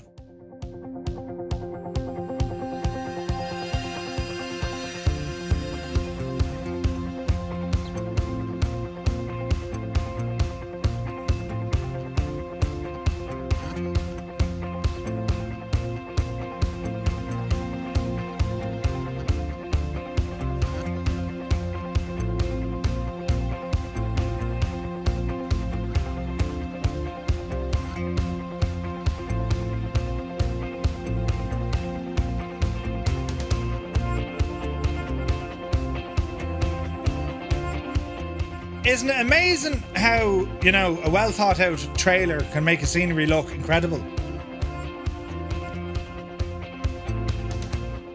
Anyway, big shout out to Aviation lads. Great work on the video. Very short video, but it looks the part. MK Studios anyway. Up-to-date ground layout and stands, custom jetways, high-quality terminal interior, detailed coastline, precise runway profile, custom approach, runway and taxi lighting systems. They have an ILS and other nav objects. Taxiway labels, AI compatibility integration for the Microsoft Flight Sim traffic systems, various points of interest in the surrounding areas, and hangar interiors are accessible via a nav light trigger. Very fancy. They continue to expand already an extensive selection of airports in the sim. LaGuardia, Barcelona, Philadelphia, Rome and more. And Naha Airport is a special release for the team as it marks their first project in Asia for MK Studios. You can pick this up now over on Contrail or Sim Market and it's priced in and around $20 US. Not bad. Not bad. So yeah, MK Studios, they're nice airports that they make. Some of them are stunning. I think we all wanted, like, yeah, we just want some very fancy Dublin scenery soon. Adam Controls is here. Good to see you, Adam. Welcome in, my dude. So moving on, UK 2000 have a release, Cornwall Newquay Airport to the sim. They've just released its latest airport add-on, Echo Golf Hotel Quebec, to the platform, located in the picturesque county of Cornwall in the United Kingdom. The airport, it's a busy hub for commercial aviation and also aerospace innovation. With its proximity of the coastal town of Newquay, the airport offers a gateway to one of England's most beloved tourist destinations, providing convenient access to Cornwall's beautiful beaches, its cliffs and charming villages, where the price of a pint is about £6.50. UK 2000, they've always made very nice looking scenery. And again, this developer, they've been making sceneries for a long time. And an interesting airport to make. What do we have down here? A comprehensive upgrade to the default representation, modern commercial facility, while paying homage to the rich military heritage. Highlights of the release include detailed buildings, realistic ground markings, and high-resolution ground textures, aiming to capture the essence of the airport's surroundings. Performance also hasn't been overlooked, with the developer promising excellent frame rates. There is a quick video here. We'll have a quick gawk while it's playing there in the background. 720 is all we're going to have, unfortunately. But yeah, beautiful location in England. They need to do separate updates for PC and Xbox. Monty, yeah, I think it's going to be a real head scratcher with Xbox and how they're going to make it work. But I think they're going to make it work. You know, they know it's an issue, so like they got to fix it. Nightstep says, now maybe I'm being cynical, but could it be that we see some frantically pushed out releases by devs who fear that once 2024 is released, their add-ons will be yes, Nightstep, I think so. There is an element of developers going, oh crap, you know, we need to release this now because Microsoft are going to do their own goodness and ours won't be relative anymore. I think those developers would be on the lower end of the scale. There are developers, without naming names, and scenery, there's sceneries that were created and thrown out there for prices that will be subpar to any sort of standard you would come to expect when it comes to sceneries. And it's a real shame, right? And it's the old story is, you know, first in, best dressed. They got in quick, they're going to sell it. We saw that with the earliest renditions of a 737. What developer brought us the first 737, you ask? Can't even remember. But like, if you saw them now, you'd be like, no. They did the same with the Eurofighter. No, not doing that. Do you know what I mean? So I think we've learned, I think the flight sim community, we've all learned the hard way. First isn't necessarily going to be the best option. It pays dividend to, you know, come watch me. I'll show you the thing. Breedoc, that's the one super tie. You know, you want to check out the content creators. It's different if it's something brand new, never seen before, or they are the very first to do something. And is it in that context, is it worth your investment? That's a very different predicament than, okay, look, you know, here's an unknown developer, never seen their work before, and they're coming out with this, and well, it doesn't look the part. Do you know what I mean? So it could be the case that you're going to have a lot of, you know, some of the lower tier developers rushing stuff out just because they know the threat of 2024. It's not an opportunity for them; it's a threat. Do you know what I mean? So we'll see. But just be vigilant to, you know, if you see any mad sceneries coming out, and you know by looking at them, you're thinking, wait, what? And to be honest, I think sceneries right now, it's a hard sell, isn't it? This close, scenery is going to be a hard sell because, well, we just don't know enough how sceneries are going to work within the next rendition of the sim.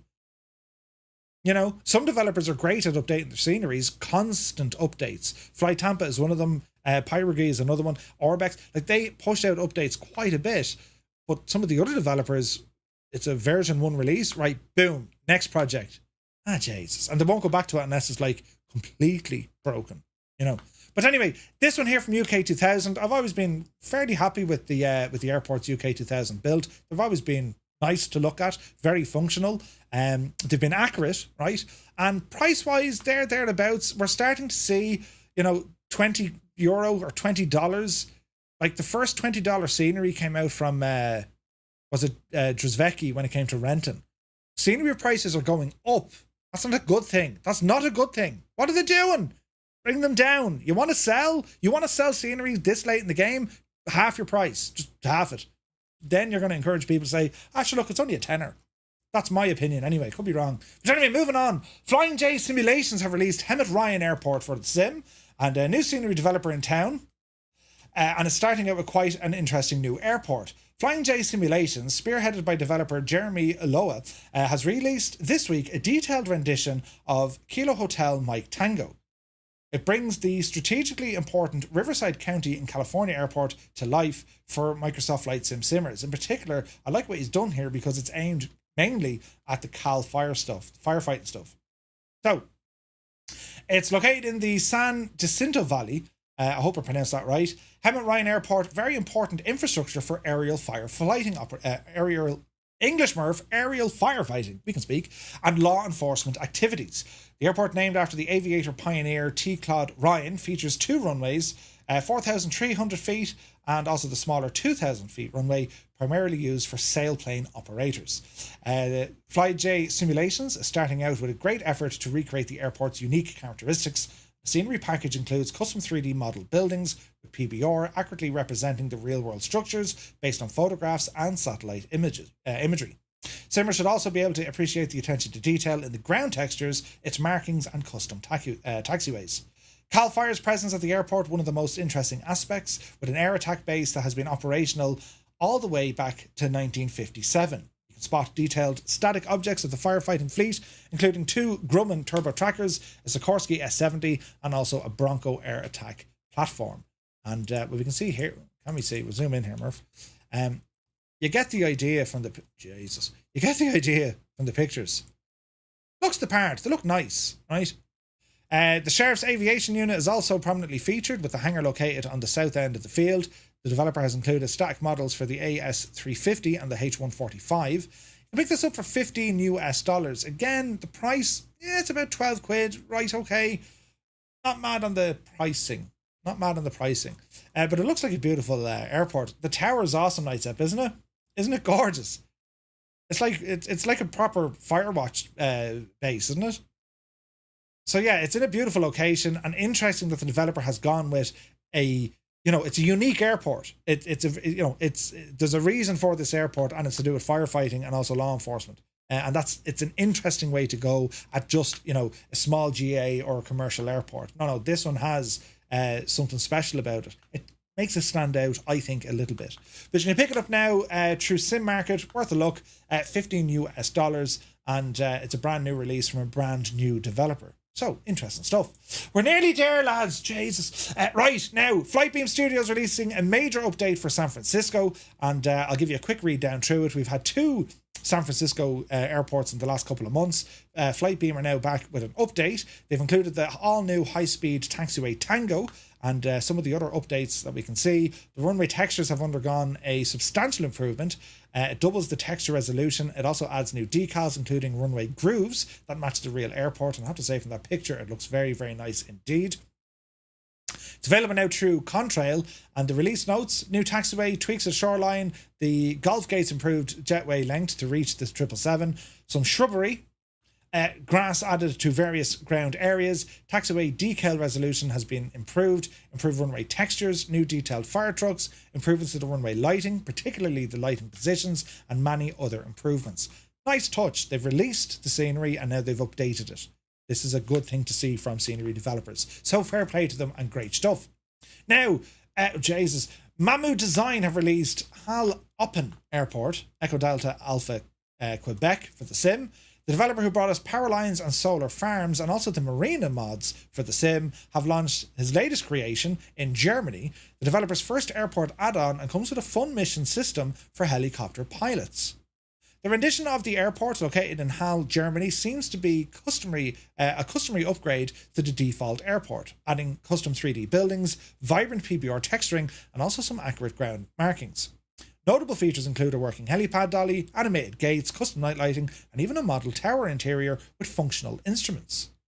What sets the add-on apart is its mission system. Simmers can engage in 12 different helicopter missions, each with its own narrative and objective. These missions, accessed through the DRF hangar office, challenge players to navigate to specific coordinates and perform precise landings with a 1-hour time limit. This is brilliant news, because this is a step forward for sceneries. You have to go into a hangar, an operations hangar, and in there you can access missions. Now you're talking. Now you're giving me something that's like, yes, I've something to do here. Nice touch, right? Anyway, couple of screenshots here that we can see, and it looks so. It's a scenery, right? But it's the missions that make this thing stand out. They've also included a bonus secret mission that becomes accessible after completing the main missions, and the additional challenge involves rescuing a girl trapped on a moving truck. What? The add-on also caters to helicopter enthusiasts with its detailed representation of the dedicated DRF Luftrung area. This includes an open hangar with automated doors, landable platforms, and a working HPAPI light for night landing practice. Echo Delta Alpha Quebec Hal Oppen Airport makes an interesting departure from their previous work, setting the stage for more interactive, small scenery add-ons, and if it sounds appealing, it's available for just over €10. Nightsep is a sponsor for DRF. Oh, nice. Nice. Lads, what do you think of this?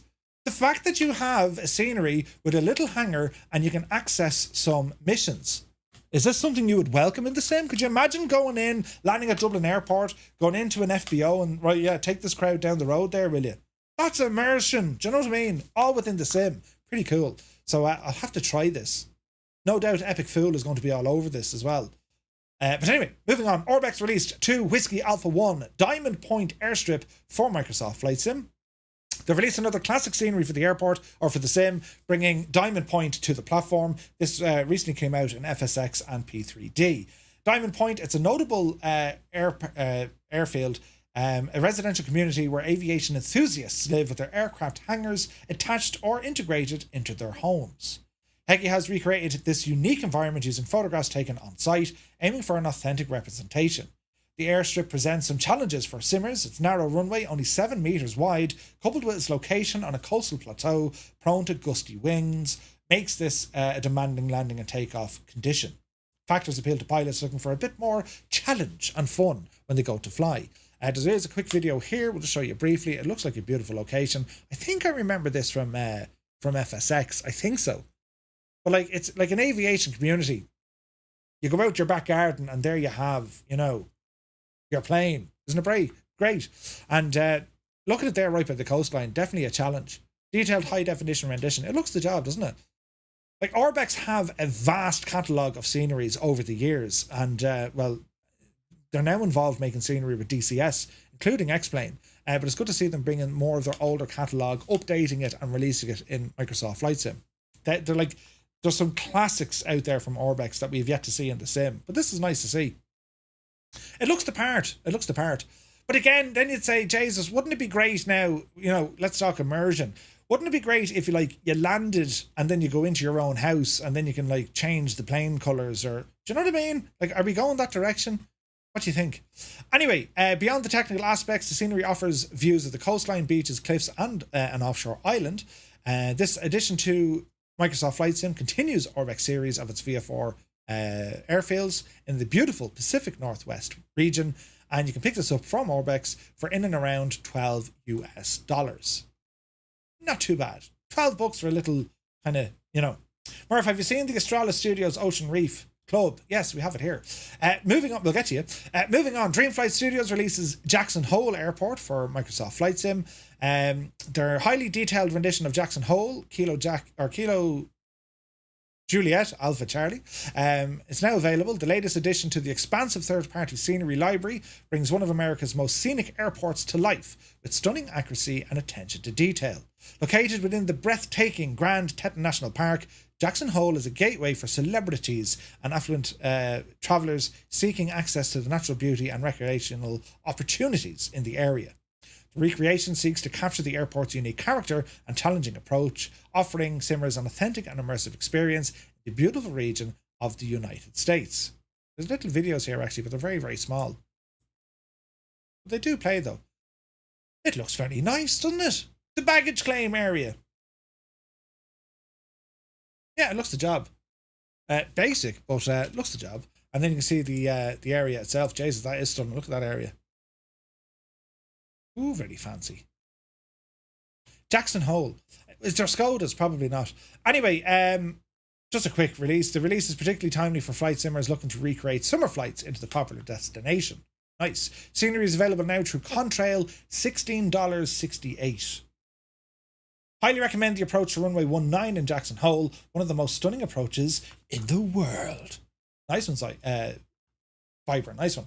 Yeah, it looks nice. So Dreamfly Studios have released Jackson Hole. Now, ST Simulations and Aerosoft, we had a look at this a couple of weeks back. Maastricht has been released for Microsoft Flight Sim, Echo Hotel Bravo Kilo. I showed this on a stream, Jesus, when was that? A couple of weeks back, we flew into Maastricht. It's nice. It's a very nice scenery. It's a very accurate scenery. They also have the interior done as well. And it's available right now. You can pick it up through Aerosoft, priced at €15. €15 for Maastricht, and it's a cracker. And there's even a very fancy Skoda there with a TTM reg plate. For that alone, it is probably the best airport in the world. It looks beautiful, doesn't it? Maastricht, Andre Rieu neck of the woods, but they used a Captain Sim aircraft. That was interesting. Right, do you know? But very pretty, and it's a nice airport release from ST Simulations. Great work. So moving on. Jersey Airport from FlyX Simulations, also available. They're out with a detailed rendition of Jersey Airport, Echo Golf Juliet Juliet. New airport brings the Channel Islands primary airport to life with impressive detail and accuracy. Developed by the team at FlyX Simulations, who brought us Teesside International, the rendition of Jersey looks very good and features precisely crafted airport buildings, including an extensive and detailed terminal interior. Nice. I also appreciate the attention to detail of the custom ground markings. And what else? We have a little video here. It's true INI bills, or INI bills as we used to call them, but that all changed because we were told tonight it's INI because they got the name from an INI file. Yes. Right, we'll do one of these and have a quick look at this. It looks fancy.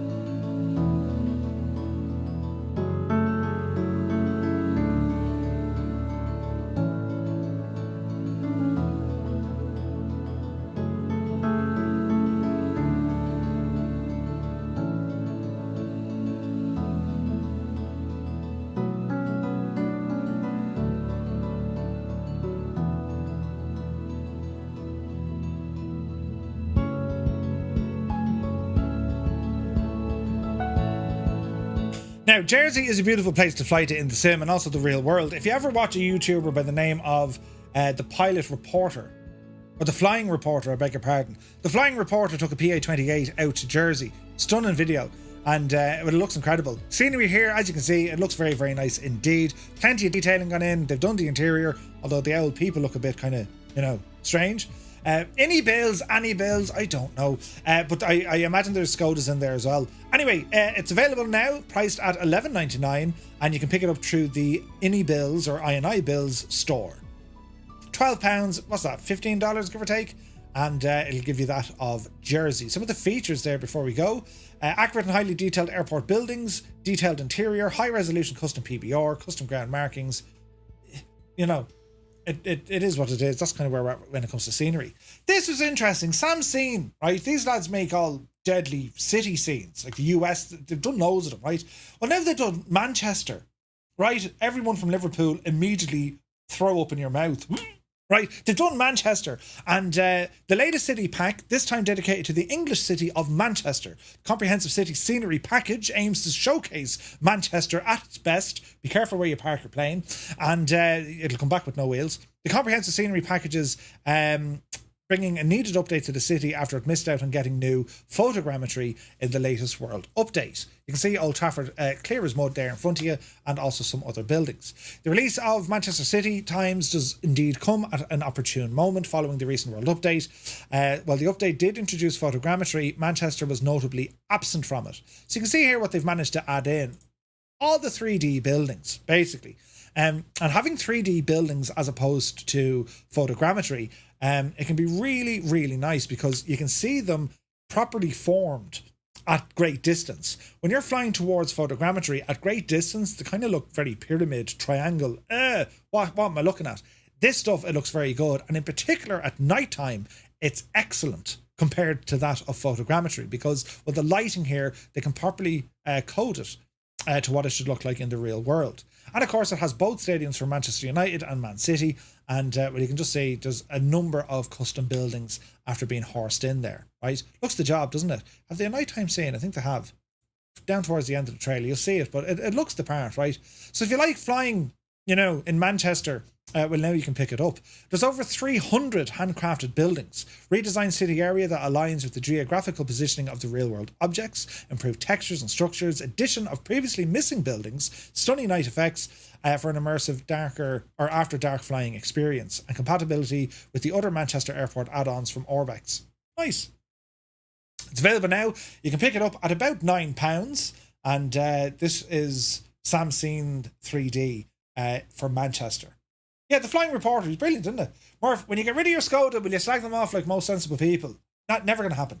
Going to take some time getting used to, yep, I prefer any bills, right? Flew to Heathrow to Jersey for the first time last year. Beautiful approach, says David Bay. There you go.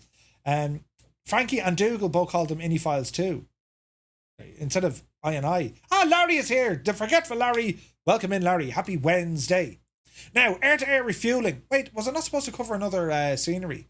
I could be down here somewhere. Oh yeah, I have it there. Anyway, air-to-air refueling. So we all know and love the Airshow Assistant tool, right? It's very, very good from Touching Cloud. And this is now only available in the marketplace, version 3. They used to have freeware. You can pick it up on the website and pop it in, version 2. Well, version 3 has all the features that we have already, plus they've added in aerial refueling. There's an absolutely incredible video by Into the Blue Simulations, and just incredible levels of detail he puts into his videos. But he shows flying and getting refueled mid-air. So, countless instances of third-party developers bringing to the platform a set of features that many would consider essential for the base platform. 4 years later, that's still continuing. The introduction of air-to-air refueling, courtesy of Touching Cloud's Airshow Assistance. We featured Touching Cloud's Airshow Assistance a few months back, particularly its ability to create formations around the pilots. We've played around with this as well. And the air-to-air refueling system offers 2 options, a probe and drogue system, and also a flying boom system. Compatibility is a strong suit for this feature. Over 50 aircraft are pre-configured for aerial refueling, but potentially any aircraft can be made compatible with the system as long as a contact point position can be set. The add-on currently includes 3 tanker options, the KC-46, the IL-78 for the Eastern Bloc, and as a bonus, the MQ-25 refueling drone. The developers intend to expand this list based on user feedback and preferences. We have a little video here. But you'll see the thing in action. You have this, you can kind of set your own difficulty level or automation, right? And you can see then trying to fly the gadget into the gadget to refuel the gadget. It even has lights here by the boom arm, letting you know your position relative to that aircraft. How cool looking is this? I think it's fantastic, right? A fantastic addition. There's the fuel probe coming back, and away you go.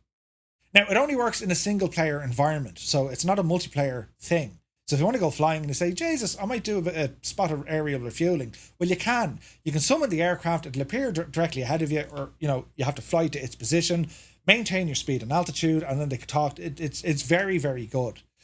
A notable note, the Airshow Assistant used to be freeware on PC. It's now only available on the marketplace, and it's priced at $19.99. It's now payware. But again, you see why it's payware, because, well, they're doing a lot of stuff. And you can even see from the UI, it's kind of showing you how the thing works. Start your refueling, and, are you a rookie, are you a pro, all this sort of stuff. Doing it in DCS is a handful. Imagine what it is in Microsoft Flight Sim. Yeah, I can imagine. Briggsy says it's really laggy too, is it?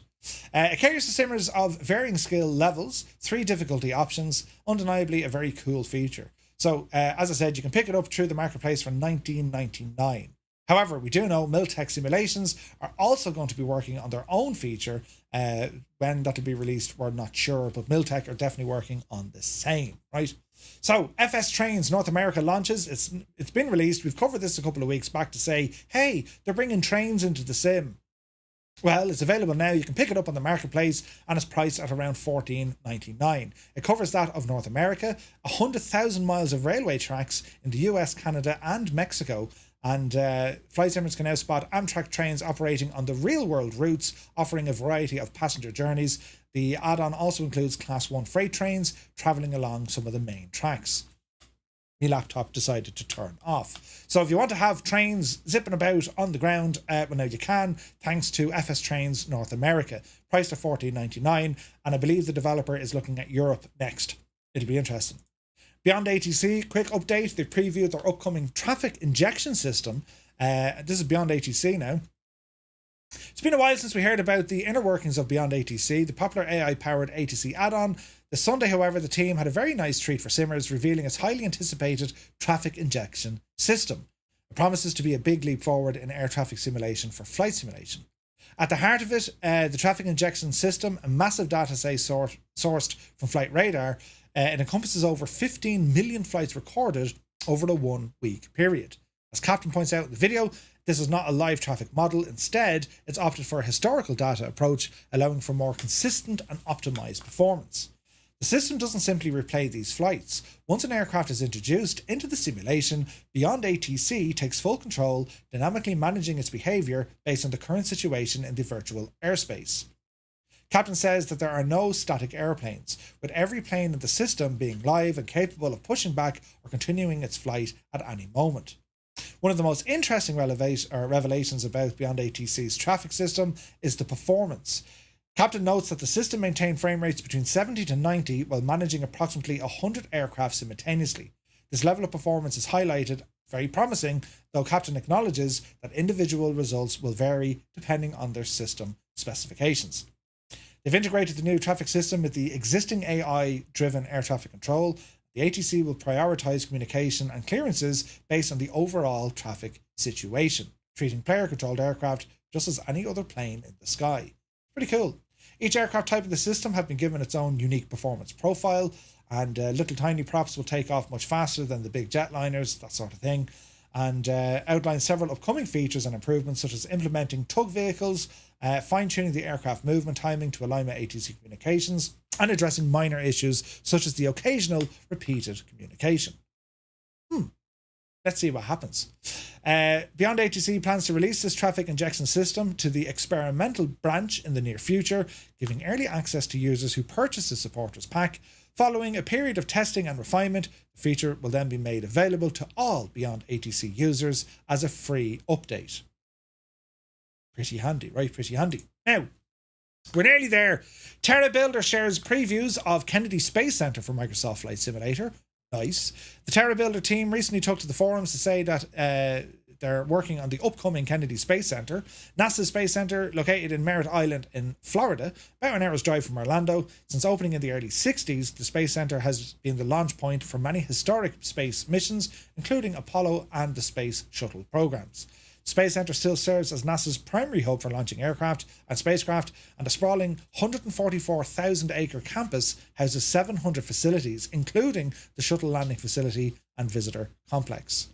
Throughout the summer, TerraBuilder has shared various updates of the scenery progress, work done on Launchpad 39B, and previously the team stated in the forum they were aiming for a September release. They went on to describe the initial release will focus on vehicle assembly area, launch pads 39A and B, and the shuttle landing facility. Overall, much of the flight simulating community's delight, TerraBuilder continues to make steady progress on their scenery, and it'll be interesting to see how the scenery takes shape as we get closer to the release date. So, sometime in September. Let's see what happens. Now, we're nearly there. Warsaw Airport by Jazvecki Design gets new previews. So the developer is working on updating it. We're flying into here soon enough. And the new preview shared on Instagram. The team highlights the interior modelling, ground clutter, and plenty of interior modelling as well. Interesting. It's a mix of renders and in-sim screenshots, but it gives you an idea of what we can come to expect. Again, this developer, absolutely insane details. Insane details. So it's great to see Poland get a lot more kind of updates when it comes to its sceneries. Do you know? Looks beautiful. So they also said the airport is turning base, indicating a final approach for the airport is not far away. We should see a release sooner rather than later. Now, Astralis Studios have released Ocean Reef Club Airport. Newcomer to the Microsoft Flight Sim, developer Astralis Studios released their rendition of the Ocean Reef Club, which is 07 Foxtrot Alpha for the sim. It's an airport, a private airport, single runway, 4,000 feet, owned by the Ocean Reef Club, and it's located on the island of Key Largo in Monroe County in Florida. The airport is a gateway to and from the exclusive Ocean Reef Club for members and has no scheduled flights. However, in the late 70s, the club had daily member-only passenger flights from Miami operated by Twin Otters. Let's have a quick look at the video, shall we? This could be mad looking. I haven't seen this. Let's have a gawk. It looks fancy already, doesn't it? We'll do one of these. Is it playing? It is. We'll do one of these. Sure, it looks kind of alright, doesn't it? Tunage.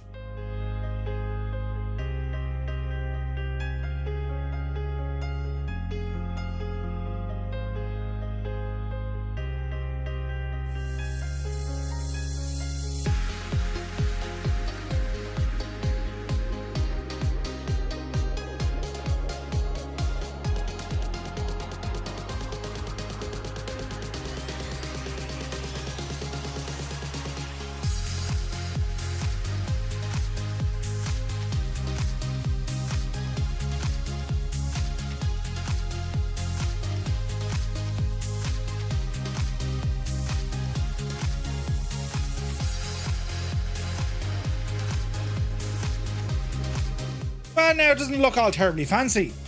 So, Astralis Studios' Ocean Reef Club for Microsoft Flight Simulator is released out by Key Largo. Looks very fancy, doesn't it? A nice destination. Will they have people playing on the beach? That is the question. You can pick it up now over on the Microsoft, you can pick it up now on Sim Market for £11.30. £11.30. Stevie is over in sunny Tenerife. Welcome in, Stevie. Good to see you. So another scenery. It's all sceneries, lads, but sure, that's the news. But yeah, it's another scenery, but Key Largo looks stunning, doesn't it? Looks stunning. Frankie says Key Largo is gorgeous if you're ever down in the Keys, by the way. It looks stunning. It looks stunning. And there's lovely detailing here with, like, you know what I mean? Look at that. Trees and everything. Beautiful. And the beloved Vision Jet. Now, I said we'll talk about this briefly. So there's been all sorts of drama, right? Where's the music to Coronation Street or something? Nikki provided a statement regarding the previous statement that came from, was it Snakebite? Are they called Snakebite? They're called Snakebite. Now, we can delve into this, and a shout out to FS Elite because they're actually doing a lot of very good journalism on this. They've covered this very well, and they still managed to keep themselves out of the firing line, which is good. They give you a full kind of overview. And this is the drama behind Honeycomb. And, you know, not only folks trying to buy the Charlie pedals, but also existing owners if they have any hardware issues. And Aerosoft are involved because, well, they've bought up a lot of equipment. They sold a lot of equipment. And well, the whole thing kind of broke down into, what is this going on, lads? There's drama in the flight sim community. Darling, wake up. It's happening now, right? Anyway, the story is there was some sort of a miscommunication, a breakdown, and a partnership was broken, leaving Nicky, who to us represented the face of Honeycomb because, well, he was the dude at Expo. He spoke about it. We saw him. He wore all the gear. Nicky was the guy, right? Seemingly not as simple as that because his partners who are based in Hong Kong were like, no, he's not the guy at all. Leaving us going, huh?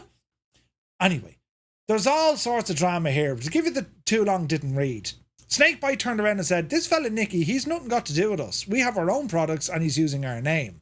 Then Nicky came back and said, what are you talking about? I own the product because I have it all signed off here in the United States of America because he has it all, statement of information and all this sort of stuff. So you've Honeycomb Aeronautical, then you've Honeycomb, then you've Snakebite, then you've Nicky, and then I've a headache. Right?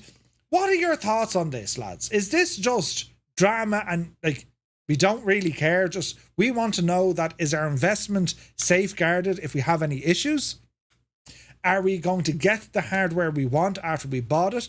Don't forget, a lot of folks who pre-ordered the Alpha and Bravo were put on waiting lists. Savage waiting lists. I think the same happened with some of the Charlie pedals, right? At Flight Sim Expo 2023, Nicky was there showcasing the world of cool stuff. The world of cool stuff. Brand new hardware, they had their own chair, they had all massive, deadly looking stuff. And the good thing about it is, well, they're making hardware accessible to the greater masses, or at least that was the idea. 12 months later, at Flight Sim 2024, well, Nicky was there. He was on the floor. He was wearing all the gear, the Honeycomb. He had equipment with him. Microsoft stall was all kitted out with Alphas and Bravos. Where is this all going? Like, what do we do? Do we, yeah, I want to buy the equipment. It's going to be great. Or do we stay miles away from it because there's a chance we're going to spend money and it's going to disappear? Nobody knows. I think anyone who owns the Alpha or the Bravo, I think you've been relatively happy with what you have. A great bit of kit, right? And I think Nicky's background wasn't he involved with the other crowd bought them, Logitech bought them, didn't they? I forget the name of them now. But you know the old flight sim stuff. The name is on the tip of my tongue. But anyway, he was involved with them. And then there's all sorts of, well, he said, they said, and Cytec, thank you, Frankie. Cytec was the crowd. So I don't know what to make of all of this because I don't really need to know the inner workings of he said and they said. I just want to know, is the stuff actually real? Like the claim of counterfeit Charlie pedals. So Snakebite are saying, you know, don't mind him, we're really making them. And then Nicky's saying, well, they're making crap ones. You know, they're going to be cheaper. They're not going to be built to the same quality. And then he turns around and he says, but if you buy them from Snakebite, I'll stand over them. What? I'm lost. I'm lost. I'm supposed to know. I'm doing the news. Like I don't know. Like it's this kind of a story to me, like I don't really care, to be honest, lads. I don't want to hear the drama. I mean, look, they get into like snakebite logo, honeycomb.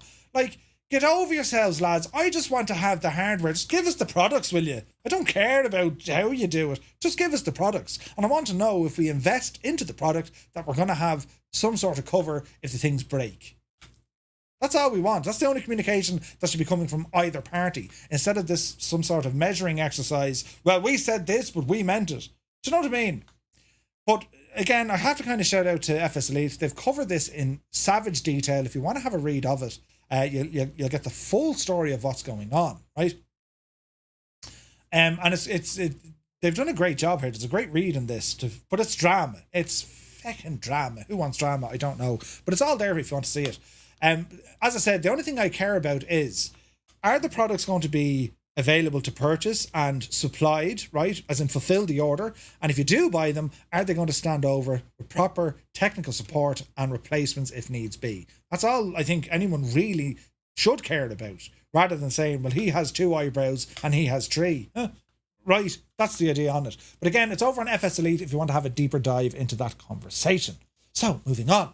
Word of X-Plane. This is interesting. X-Plane are getting very Microsoft. Did you notice? X-Plane 12.1.2, the Caribbean update. It's a beta at the moment, but what X-Plane Laminar Research are looking at now, we're going to do kind of scenery updates or localization updates. This is kind of interesting because by releasing new areas, they're also adding some new features into the sim as well.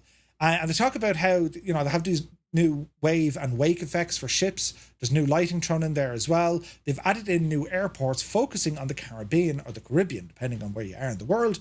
And these are all free updates. They're kind of like a world update, right? So it's an interesting move from Laminar because I've never seen this from them before.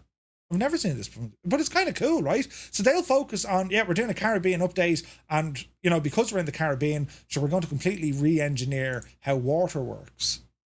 I mean, that's you know what I mean? Right? And there's Austin on a boat. Of course it's Austin on a boat. But you know what I mean? So it's great. They've added 3 custom airports to it, and one of the airports that received a custom touch is that of Princess Juliana. They've also included Gustav the Third Airport, St. Bart's. It's pretty cool to see all this. Moving on to the Caribbean theme, the update adds regular changes as well. Laminar a few new commands to the sim, allowing a pilot in the virtual cockpit quickly move the camera view steps of 45 degrees left and right, 30 degrees up and down. Another feature has been requested is the ability to connect to dual jetways for the wide body aircraft, right? D Jing, good to see you. Sarah Paxton, welcome in. Thank you for the follow. So there's some really interesting features. I love the double jetway stuff, especially for the A330 and so on. It's pretty cool to see. They've also added in new ground vehicles as well. So it's a notable little update. It's in beta at the moment. They usually run through a couple of beta cycles, then they have a release candidate, and then it's released. What's nice about X-Plane, you can opt into the beta and just, well, you're on beta, expect things to break, or just stay where you are and we'll let you know when it's ready. It's Microsoft kind of followed them, but here's Laminar now following Microsoft. And it's the old story again. We need both. We need all in this flight sim industry, because let them kick the shite out of each other and we get the prize. And it's brilliant, right? It's brilliant. Because they're always trying to get ahead of each other, and that's great news for us. And it can be done so in a happy, friendly environment because, hey, look what they did, we'll do better. Competition, and we gain from that. It's all to win for, do you know? I thought it was interesting, and they're free updates as well. Now, staying with no, we're not. We're moving away from X-Plane. We're going to DCS. Orbex have updated the COLA map for DCS. It's a major update. New airfields have been added, new cities, towns, and also infrastructure. The airfields include Callax and also Kirkenes, along with Vidsel as well. And they've also reduced the initial installation size by about 12 gigs, which is huge. And the early access has seen a number of updates, and it was released all the way back in May. So they're getting there. They're getting there. So Orbex into DCS is great news, by the way, because DCS, as good as DCS is with its visuals, it's not, you know, it's not great when it comes to the ground textures and the ground areas. It's not great. But when you've Orbex in there, well, they're putting the Orbex flare, in particular when it comes to trees, mountains, rivers, roads, all this kind of jazz, right? So it's a very welcome thing to see. Give us like quick question, where's this tan gone? It's the light getting me tan. Do you know, my first day back in work was Tuesday, and the gaffer even said to me, did you even go away? I was like, what are you talking about? You're just as pale as you were. And I was like, I'm an indoor dweller. I live indoors, right? But I do crave the sun. But yeah, my tan is nearly gone, Gibbo. Very sad, very sad. But anyway, so there's an update out for the Cola map. Now, staying with DCS, it saw a huge release this week, and it is that of the CH47F Chinook. And it peeled off like puff pastry. It blew off in the wind. Now, some of the... does anyone here in the chat have the Eagle Dynamics Chinook? Let me know. Because what I've seen and what I've read about, whilst it does look very fancy and nice, it seems to be a little bit underwhelming, especially at this early stage. Now, it's nice because the missions you can have, you know, you can fly troops around the battlefield to go in and they do what they do, and then they come back out again, you pick them up and you fly off. So in terms of the missions, it's quite interesting. But from what I've heard, it's just a little bit underwhelming right now. Some of the screenshots are amazing, though. Goes on tight. I had to sneeze, pardon me. It's very unfinished from what I know. Hey, good to see you, Jay Winokur. So it's an iconic vehicle that played a vital role in many famous military operations, from the operations of Desert Storm, where its heavy lift capabilities enabled the rapid deployment of NATO forces, Operation Anaconda, and so on and so on. The Chinook needs no introduction. Early access feature list, again, it's early access. 3D model, there's a ton of information there. Avionics and other features. Unmatched helicopter flight dynamics that only DCS can provide. Basic trim system and AI helper, high-level multifunctional displays, VSD page, HSD full half pages, engine and powertrain full half pages, lots of avionics, right? Cargo, multi-crew operations as well, side gunners equipped with M60s, base multi-crew for online games including pilot, co-pilot and also the 2 side gunners. Pretty nice. An additional list of planned features to be rolled out during the early access period are over on the Eagle Dynamics website, and FS Elite will keep us up to date on that. But I did show previews of this earlier on in the year, and it's now been released into the world of DCS, the CH47 Chinook, and it's a beautiful aircraft. But I think at the moment it's very early days. Right, quick look on the FireFly stats console, and as we can see, 1.3 million XP already, on the way, almost halfway to our next hub opening. Dougal says, no idea what the systems are like, but from the streams I've watched, it looks and sounds a country mile better than what we have in Microsoft Flight Sim. Interesting. And Dougal would know. You've been in them birds, Dougal, I think, haven't you? So as we can see, number of flights taking place, which is always good to see. VATSIM stats, the leaderboards here are starting to pack up nicely as well. And we can see the main flyers with XP. Davy Pereira, Dougal, Rambog, Simon Murray, Ben Venata's in there as well. And the number of hours flown, which is incredible. Number of flights, Dougal, top of the list on VATSIM, which is great. And the main countries at the moment, UK, Ireland, Sweden, and so on. A lot of flights the lads are following is flying to every European destination on VATSIM, which is great. If we have a look at the leagues for the airline at large, well, we can see the Sean Dale first row centre, Paparazzi, MDA, Viper and Restoring, 6 knots closing in on them, and all the different leagues. And where's me now? Road to Glory. I'm getting close. I'm going the wrong direction. I'm getting closer to the Skoda conference. That's where I belong, right? But it's great to see so many people flying with FireFly Air. It's a virtual airway and a virtual airline, I beg your pardon. And there is an updated there's a new version of LRM released that covers SimConnect, if anyone wants to try that. But if you want to go flying with FireFly Air, our own virtual airline, just head on over to twotonemurphy.com and you get to learn everything about it. It's all for free, it gives you tons of stuff to do, and we've leaderboards and wikis and all the stuff. There's a ton of information there, how to get yourself set up and running. And if it is the case that you're on Xbox, well, this will still work because you can operate this by using PyReps or pilot reports. So you can use this on Xbox as well, which is awesome. We also have a ton of liveries as well. Gibba's done great work there on the VATSIM, what are they called? The VR there it is. The VATSIM livery matching file. So if you fly on VATSIM, you can download our pack and it'll give you all the liveries. Super stuff. And all the FireFly Air downloads, which are available on our website as well. Everything here is free. So do be sure. VMR file, that's the one. Do be sure to check it out. Awesome stuff. Now, in the last bit of news, VATSIM events coming up over the weekend. Let's have a look here into Saturday. And Dalat Overlord in the Central Highlands province of Lam Dong is now an international airport, began receiving flights in 2024. There is an event there. Where was the other one I was looking at? Friday, Saturday. There we go. Houston, here we go. So Houston Mobay, fever number 3. VAT cars will staff up IAH and MKJS on Saturday, August 17th at 2100 Zulu. Houston Mobay fever. Loads of flights and full ATC coverage. Again, if you're interested in flying in VATSIM, you can always jump on with observer mode. And if you want to learn from start to finish how to use ATC, how to speak to ATC, Scandi Regional is going to be mad. Where was that one, Rambog? Scandi Regional. Oh, here we go. Oh, yes, here's a good one. Between 16 and 1900 Zulu. Anyway, if you're interested in flying on VATSIM, again, check out twotomemurphy.com. There's an entire online ATC series there. There's a 200-page ground school document. It'll hold your hand. It'll script. This is what you say when you need to say it. Primarily focused on EASA or ICAO operations, in particular within Ireland, but it's enough to get you started. And that's all free for you as well.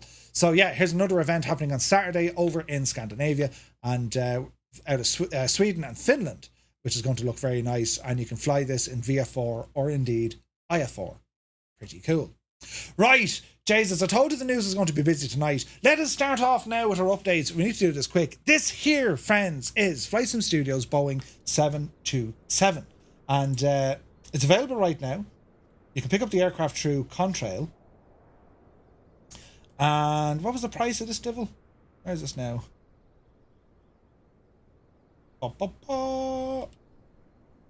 Is it Contrail or Aerosoft? It's about 40 quid, right? About 40 bucks.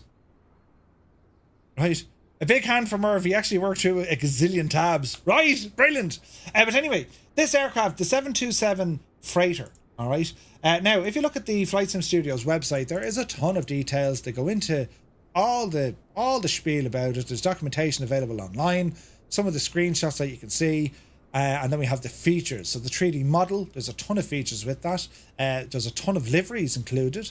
FedEx, UPS, the major kind of cargo operators. The flight dynamics developer who is appropriately enough a pilot himself.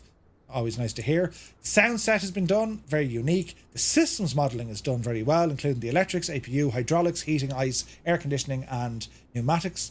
It has an EFB or a PFB, paper flight bag. Nav equipment includes support for the GPSs, including that from PMS, working title and TDS, but it also has a SIVA INS. The SIVA INS, and it also includes classic radio navigation. They're also working on implementing an XLS, older generation FMS system as well, and the autopilot can do its thing. Now, this aircraft, it's not for the light-hearted at all. It's an old aircraft, therefore the type of flying you can do with this, well, it's going to be different. And this is what I like about these sort of aircraft, right? So we'll start off at the very beginning. There's already a ton of videos online showcasing this aircraft, but I think on the face of it, looking at what FlightSim Studio have done, it's a fine looking aircraft. They've done good work on the texturing and the modelling. Some areas are incredibly good. For instance, little details on the tyre with the extra groove here on the side basically horses water up and away from the lower fuselage. The reason being is, well, there's no engine here that's going to intake the water. The engines are up over the wing. Do you know what I mean? They've gone to that sort of detail, which is always nice to see. The texturing is nice. There's a good bit of wear and tear. The decals look decent. And then the wings themselves, they are detailed. They look the part. The leading edge has some lovely textures on it as well. All the dirt and grime and the devil knows what is on it. Some of the more unique characteristics of the aircraft include the engines. It is a tri-jet. These things died off mainly because, well, newer engines got better, and airliners today, well, 3 engines are more expensive than 2 engines. We saw the same when we were chatting about the MD-11. Another interesting feature here is the location of the APU exhaust, which is actually on the wing, and the APU unit itself is actually located inside the gear door. The APU lives in there somewhere. So, always good to see. What else do we have? Number of the doors, the cargo door, you have that fantastic skid plate at the back, because these are a divil for scraping on the ground. And I think overall, the general look of the airplane, it's done very, very well. I think it looks great.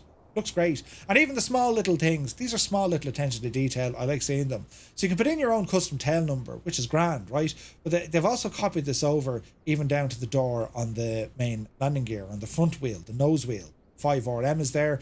They're things that are often overlooked. Do you know what I mean? So I'm on the ground here at Shannon. That's the exterior. As I said, it's a quick look around, but we'll jump in and give you an idea of what the aircraft is all about. And again, it's a Boeing with a T-tail as well. Apart from a tri-jet, it's a T-tail wing, tail plane, which is beautiful. Beautiful, right? So that's the kind of stab of it. Inside then, welcome to the cockpit. The flight deck on this is quite big. Pilots 1 and 2, and then you have an engineer's station. The aircraft is operated with a crew of 3 people. And you can see here the texture work inside is done very nice. It's old, rugged, plenty of wear and tear, plenty of dirt and grime. I think the frame gen is causing those decals to go freaking nuts. It's not the aircraft itself. The engineer station, like there's a lot here to overwhelm you early on in the day. However, Flight Sim Studios have implemented a little phone gadget. If you wanted to skip everything, you can have automatic monitoring and even a procedure flow. You can literally click these buttons. It will do everything for you. You just sit back and relax and enjoy the show. Pretty good. However, for the diehards, well, we don't need to use that. Our EFB, or the paper flight bag, it's nicely done. It's done by paper. It's, you know what I mean? It's a nice touch. I think it looks great. And when we look at the options, well, we can see, okay, the aircraft options with all the doors, the panel states, do you want to be located on the left seat or the right seat? Your nav equipment. So if you want your SIVA INS, this thing, which will completely change how you fly, or if you want to go for some of the GPS units like a GTN, you also have an option here to show an auto throttle, which usually wouldn't be there, but there's an auto throttle built in here to help you out during the cruise. Super, right? When it comes to your pre-flight, you can pop in your sim brief details here. It'll download your sim brief flight. This is loading a flight from Dublin to Shannon. I'm actually in Shannon, so it's done the wrong way around. When it comes to the load manager, it's going to sync it from your sim brief file. You simply hit play and it starts loading the aircraft in real time. You can accelerate this by just clicking the 2 buttons and everything's loaded up, ready to go. Super duper. All your weights are in there, your fuel, so on and so forth. It also will show your takeoff calculations, so you put in your runway conditions, it'll give you the weather, it'll give you the flap limits, and it'll give you your performance. Your EPRs are important. That's unique about this aircraft. Your EPRs are to do with the engine something rate.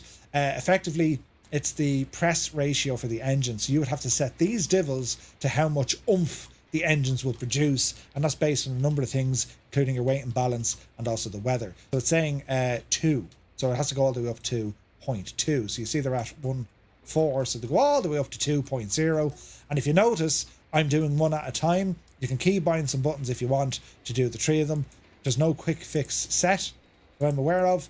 So this can be quite a manual aircraft. Considering that it was a crew of 3, you have the option to do everything yourself, and I can guarantee you will be kept busy. You will be kept busy. Called EPR setting as in EPR. Yeah, EPR, that's the one. So we'll just set up these really quickly here now. And I'll give you a showcase of the sounds and the devil knows what as well, right? So what else do we have here now? Takeoff. So flight, so descent calculations and so on, your landing calculations, and then your charts. This will talk to Navigraph. You just need to set it up in the options, and you can have your Navigraph charts on your little page here. Super handy, super duper. Pretty cool, right? So it's done quite well, right? So if you go back up to aircraft, let's see if I remember how to start up the machine. So in our current state, we're cold and dark. So over to the engineers panel, and I'm going to start pressing buttons and see what happens. There were a couple of bugs on the first release. This is the latest version. It has been fixed. So I'm going to turn on the battery first. Now there's a number of different tests you need to do: landing gear, flap positions, parking brakes, chocks, all that jazz. I'm going to skip down through that at the moment because I just want to give you an idea of some of the sounds, some of the flows, and some of the complexities to this aircraft, because I'm impressed. I think it's quite good, right? So we can see that our DC meter is reading off the battery. Battery is on. We have sufficient amps and voltage. Now, when it goes to everything else, there's a ton of stuff here. But we'll go through it here now in a moment. So we have an APU unit, which is located over here. And it's accurate so far that we can do a fire test, right? There's the bell. Reset it and then reset it again.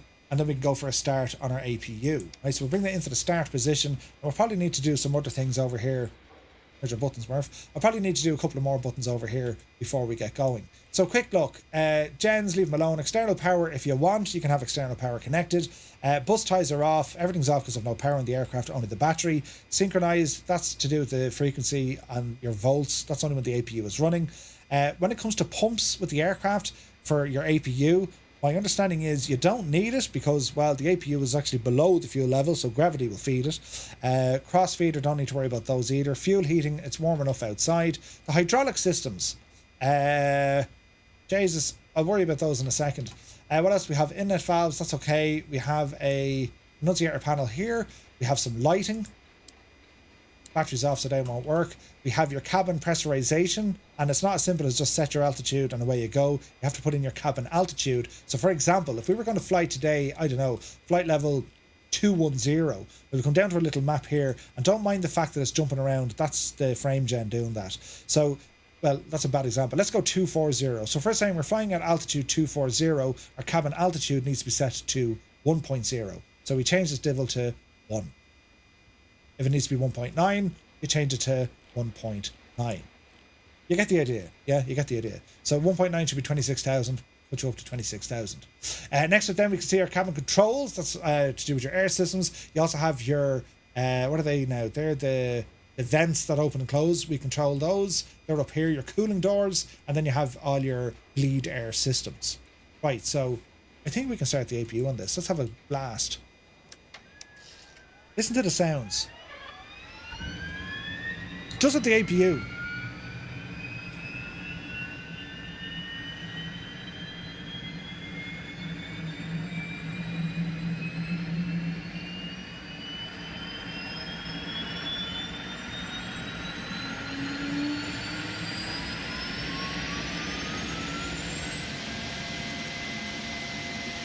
Isn't that nicely done?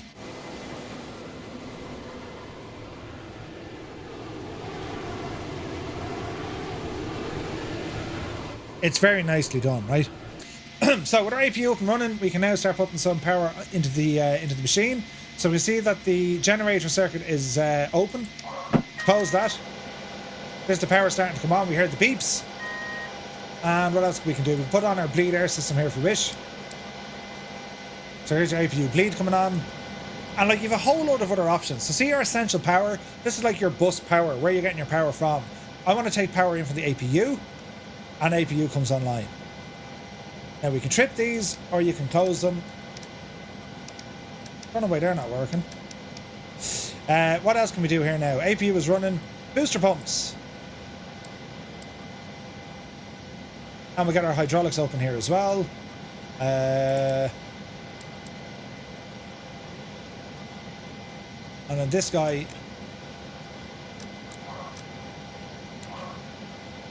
That's the sound of hydraulics doing the thing.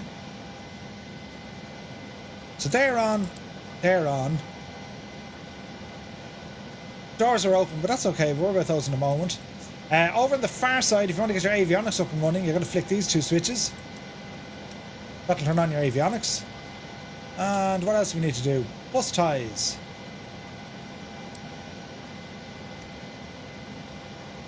They're working.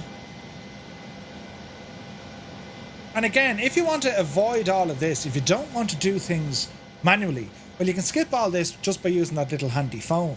So I'll show you now. If you want to do pre-flight, now it might turn off the APU on me, but we'll see what happens, right? So we'll go pre-flight check. So I've selected that. Engine plugs are still in. That's probably why. Yeah. So if you can do pre-flight check, they'll go off and do all the jazz, and they'll get everything up for us. So it's doing all the fire tests. There's the APU going offline because it has to test it, right? So it'll do all of this. So if you didn't want the headache of learning everything about this airplane, and there's quite a bit to learn, you can kind of cheat just by using the crew manager, and they've put that feature in there to give you a chance to learn it. Do you know what I mean? So let's see what happens. So there's the pre-flight. We're going to wait for that to turn green, right? Now up here then, what do we have? Jesus, anti-skid. Don't need that until we're moving. Emergency lights can go on. And we can get our nav lights and a beacon. Well, nav lights on. Wing and logo lights on for the crack as well.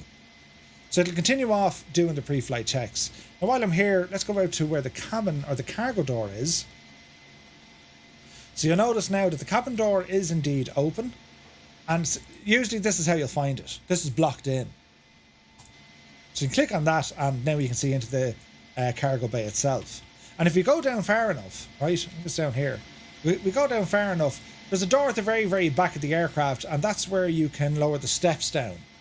It's like an engineer's access, and it's unpressurized back there as well. So there's horses and all down there. But that's modelled. You can get in there, open and close the door, which is pretty cool. So we're still doing the pre-flight. It looks like he's starting up the APU again. Oh, Jesus. And even the sound of the APU, like, you close this door. Like, you get little things, like, isn't it good? So it's still going through all its checks, and then we're going to wait for that lad to turn green. And you can hear... I get a refund? You can hear switches and all this kind of stuff moving as well, you know. There's no refunds. Good to see you, Jerky. So again, it's going through all the fire checks, and you can go through the checklists. They're on the online documentation, which isn't bad, right? Now, you'll notice by looking at the aircraft, it is a Boeing. I mean, you can see some of the... Oh, yeah, that looks familiar. But in terms of the autopilot and how the airplane behaves, it's using the old age nav systems. So pre-flight check is done. Great stuff. So we can do before start next. And again, they're doing all the stuff for you. So it's a nice way to kind of just skip all of this. Right? Hello there. But yeah, Quace TV, good to see you. When it comes to the autopilot unit, so you have options down here. So you engage it, you select the different types of modes. So your speed mode, and then your nav mode if you're going by localizer. It's old school navigation. Your nav radios, you're going to be following VORs or your ADF, or indeed you can go with your CV unit down here. So if we wanted to turn this divel on, this unit, you've seen it in Concorde. I think that we've seen it in some other aircraft as well. It's kind of done. You have this kind of remote thing. That's if you have multiple units. There's only one here, so it doesn't use it.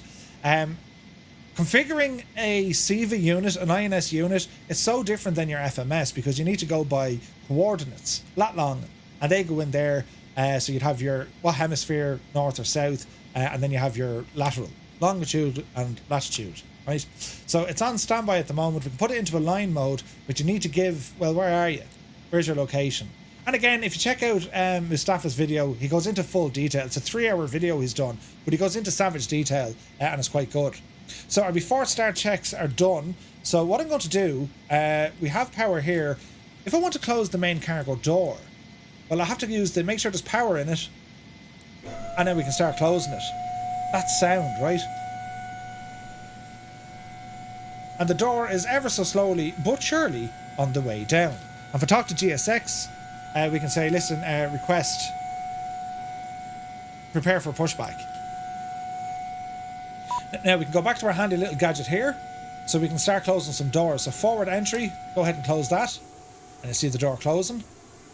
Then we engine intakes, remove those, remove the chocks, remove the cones, and we make sure that our parking brake is set, which it is. We are ready for pushback. Ready for pushback. So there's the cargo door waiting to close. There's a ton of other stuff we need to do. Parking brakes are on. There's a ton of other... that was the door closing. There's a ton of other checks we can do. I'm not going to go into it now. It's just more the sounds. And it hand flies really well, this thing. And you can open the windows. Departure check completed. Bypass pin inserted.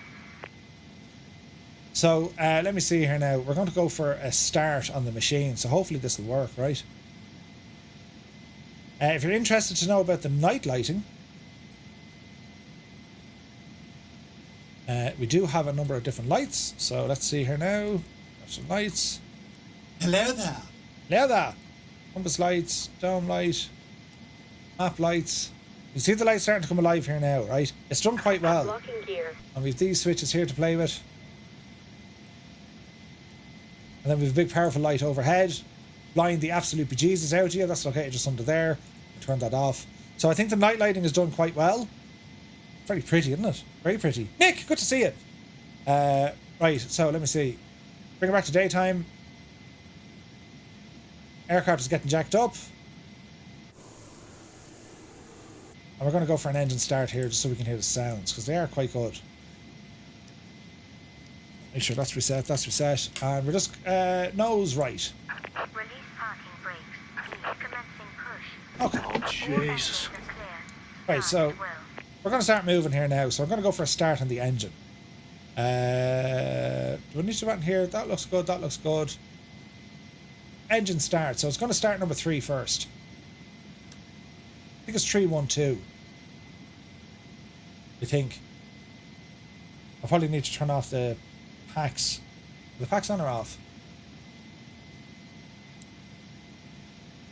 Turn off the packs. So we're going to wait for about 20%. There's 20%. And let's go fuel in. And listen to the sounds.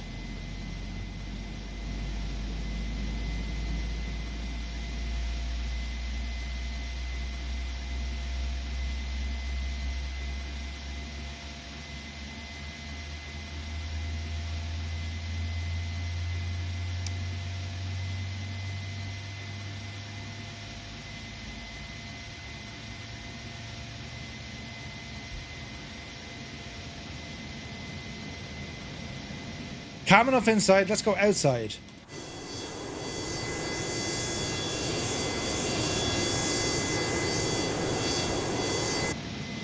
Now we'll start up another engine so you get a better hear of it.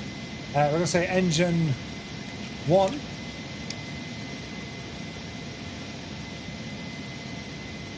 There's rotation, and at 20% we'll introduce some fuel.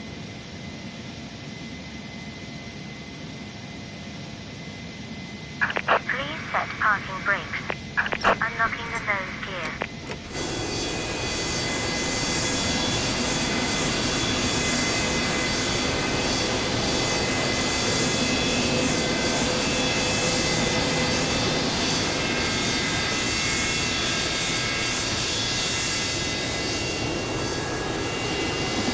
Jesus.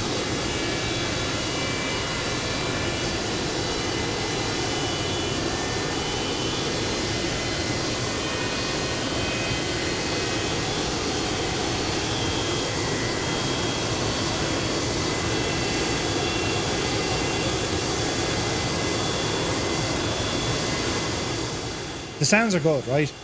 Now our last engine to start up. In the middle we go.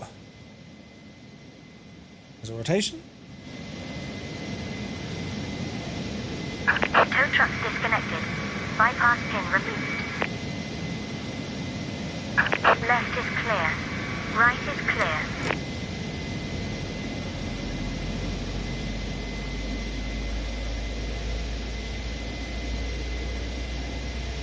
So it's a passenger version only.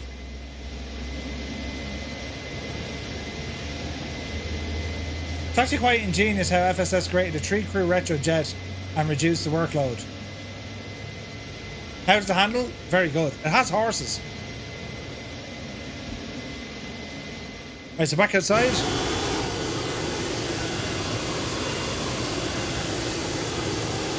So to have a listen of the engines.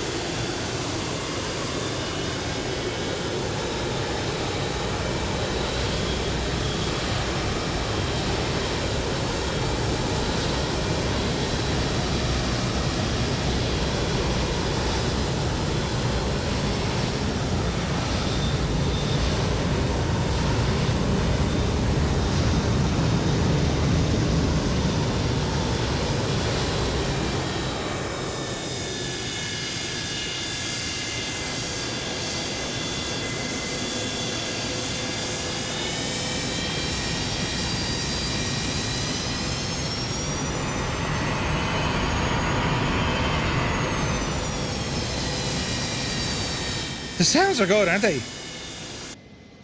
So the rest of it then, in terms of the, you know, moving the flaps, you usually dial a flap, but hang on now. Where's that drifting?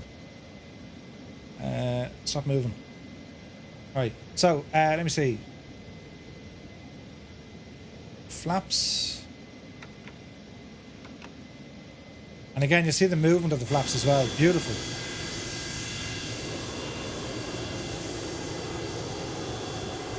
There we have flaps moving.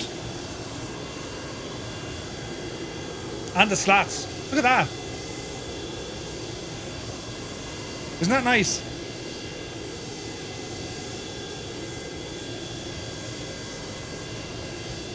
Like, there's lovely detail there, isn't there? That's a big 10-4, good buddy. Beautiful. Hey, Flipper Alloy, good to see you. 33 months, Madhu. Thank you very much.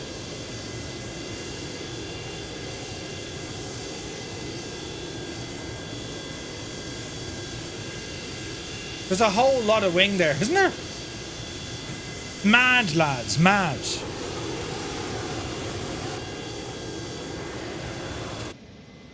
What else? Oh yeah, the reversers, look.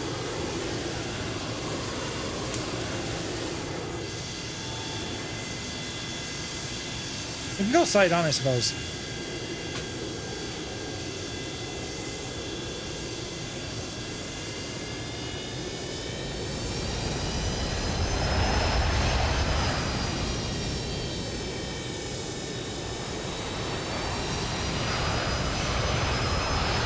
Nice animations, isn't there? What's the last thing then to do? Spoilers, I suppose.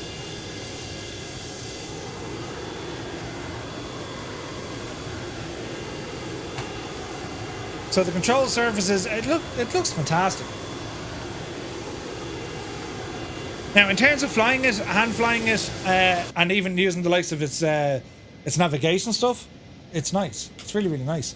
So I'm going to leave it there for the moment. This is something I'll probably fly soon, because we'll set up the INS. There's a lot to this aircraft. Again, if you don't want the headache, you can use your little phone here and it goes through everything for you. It'll go through all the settings. It'll manage all the stuff for you. The fuel, the EPR limits, or the EPR, fuel heat, all that jazz. It does everything for you. It does everything for you. So it's nice that they've thrown that in there. And certainly, you know, when it comes to what the aircraft is like now, considering this is the only 727 available, it's good. It is good. But it makes me even more excited to see what FS Reborn and SWS can do.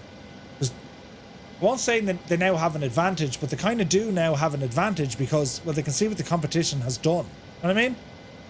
So, yeah. I think if you want to fly a 727, if this style of aircraft is right up your alley, especially when it comes to the old navigation systems, in particular an INS, I don't see any reason why you shouldn't buy this aircraft.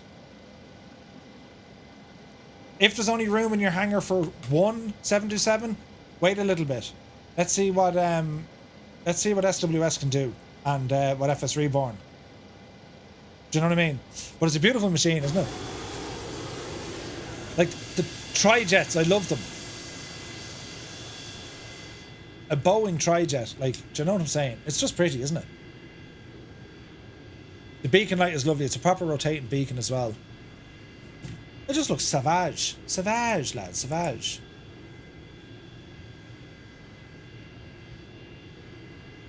Do you know what I mean? Like, it's lovely. I do love a Trident.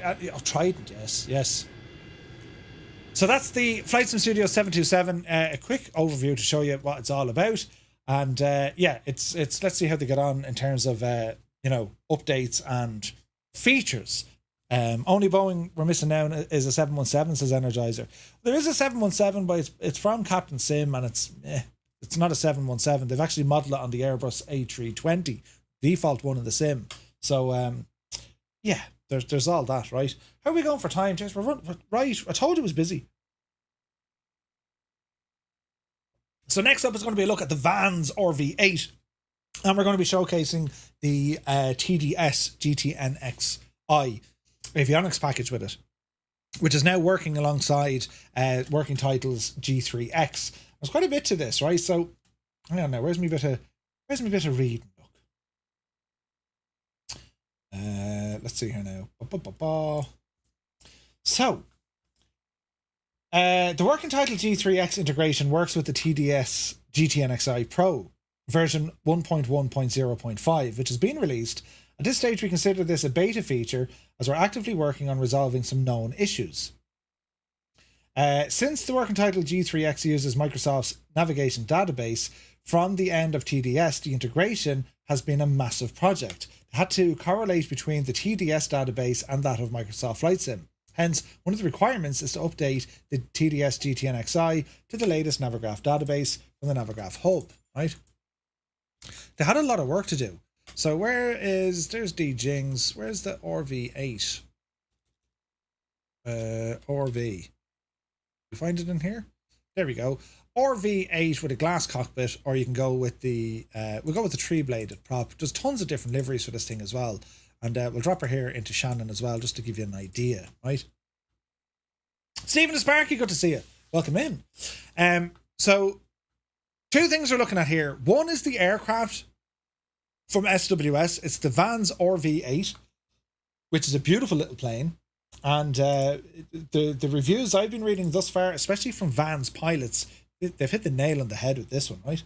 And well, what we can see here is packed with features and multiple variants. The Vans RV-8 is a kit aircraft you want to have in your Microsoft Flight Sim. Just fly around or aerobatics. Has a glass cockpit or steam gauge, tail dragger or tricycle landing gear. It's an all-in-one rendition of the iconic kit aeroplane. It's actually created under license by Vans Aircraft and with the help of the RV-8 pilot and owners. The overview, it's the third release from SWS Vans Aircraft line, the RV-8 tandem seat kit aircraft, available as a tail dragger or tricycle, and the plane's spacious cockpit can accommodate pilots up to 6'7". Pretty handy.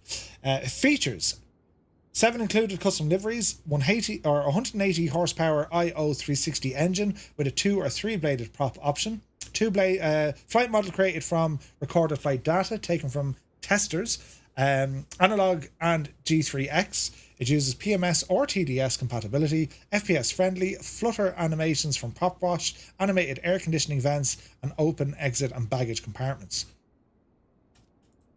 A simple plane, right? A simple plane. So we'll hop in here now and get ourselves kind of, you know what I mean, sorted out. With the Jesus, Murph, turn that off. Right. So we'll change the weather just to make it look a little bit not as, you know what I mean? Nice and bright here, Murph. So if we go to, I don't know what I had it on earlier on, but sure, typical UK summer day. There we go. So brighten it up so we can actually see what we're doing, right? So welcome to the Vans RV-8. It's a little beauty, this thing, isn't it? Yeah, it's small, but it's look at that canopy, like. And it is a Vans. I mean, that's what they look like. They're a kit-built aircraft. And again, SWS, they've done a great job here because, well, the modelling is spot on. And it's right to have the thing clean because, well, they are relatively new. Do you know what I mean? So down your camera now. Some of the details, like you have to get up close and personal to start appreciating the level of detail here, because there is quite a lot of it on such a small little airplane, right? Little decals here on the back, for example, and you can see all here. Vans aircraft, the engine type, manufacturer date. This is based on 2021, and just some of the options that we have, and then you know the control surfaces.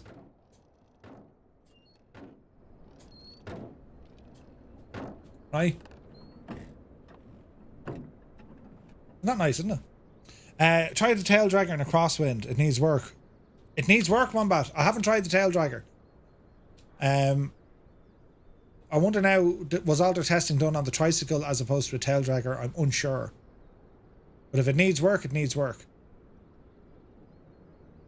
Visually, I think it's a Vans RV-8. Do you know what I mean? It is what it is. Update coming next week. Aha, nice. Murph, how do you get your game so sharp and clean? Oh, Jesus. I don't know. I use NVIDIA filters to punch the shadows a little bit. Do you know? But pretty little plane. So let's get into the inner workings of it. In particular then, well, it's relatively simple. So we have our prop, we have mixture, and we have our throttle. Looking down here, we have our fuel. So we'll turn on our fuel. See the cables and pulleys there? They're a rudder.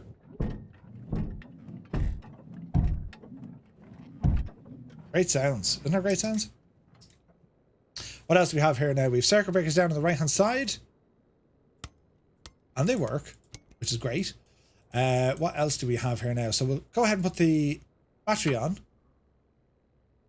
A few moments.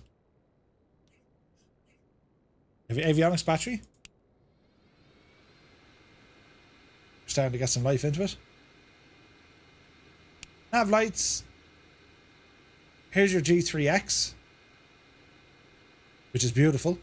Here's our GTN 650 in the corner. So what we're going to do, we'll give it an now start. Fuel pump.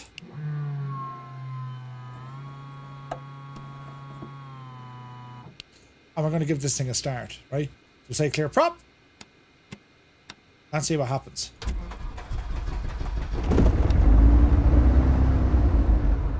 Nice. Alright, cut starting the engine.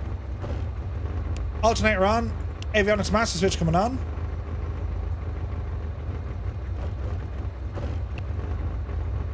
Aren't the sounds good?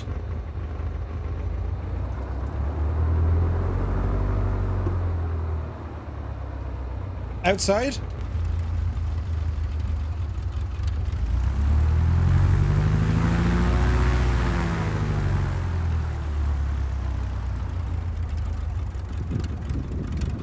That's SimFX doing some of the heat there first. Jesus.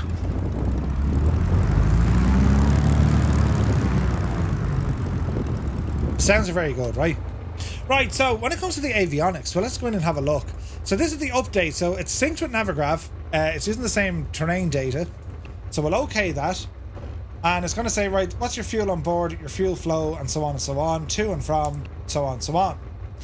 Now, there is a difference. You have the TDS or you have the PMS. Different pricing. You can get the PMS version for free, but it's limited. But when it comes to the new stuff, it's you pay for what you get. I tend to use the PMS 50 a little bit more, only because it's a little bit lighter of an installation. The difference is the TDS version of the Garmin units actually use They've done studies. the official Garmin 60% trainers. of the time it works. Every time. Every time. This actually uses the real-world Garmin aviation trainer. So the units are actually based on the real-world counterpart. So if you're looking for, realism, but this thing has it. This is where the realistic stuff is, right? And so I read something there. Thanks, Scott. So let's have a look at the menus here, shall we? So on the main screen here, you have your normal map. But you'll notice there's a lot more kind of stuff on this because it's using Garmin's database as well, right? Some of the other options that we have, so default navigation, you can really mess around with this. What else do we have? Let me see. Configure all your fields. It's very customizable, right? What else do we have? Let's move this down the road. Waypoint information. Again, we can look at, weather. We can get all this stuff. So if we were to put in Dublin, here's Dublin. Look at the procedures, the frequencies. So it's going to pull them all in. We can look at the weather. We can look at the NOTAMs. No NOTAMs available. I wonder if we need to talk to Navigraph on this. But it has tons upon tons of stuff. Tons of stuff, right? Murphy, did you notice the T33 series when it's launching? I didn't get a date when it's launching. No. One thing that the TDS has as well, it has this smart glide function where it's like an emergency. You'd say, right, activate the smart glide, autopilot kicks in, it automatically, changes your transponder, and it'll pitch the aircraft into its best glide ratio. The neat feature, right? It has that included. Other things then, your VNAV calculators, trip planning, fuel planning. There's a ton of stuff in here. Scheduled messaging, so you can say swap the fuel tank every 5 minutes. You can schedule that message to come in. Create a scheduled message. When do you want it? One time, an event, or periodic? When do you want it? Every 1 minute.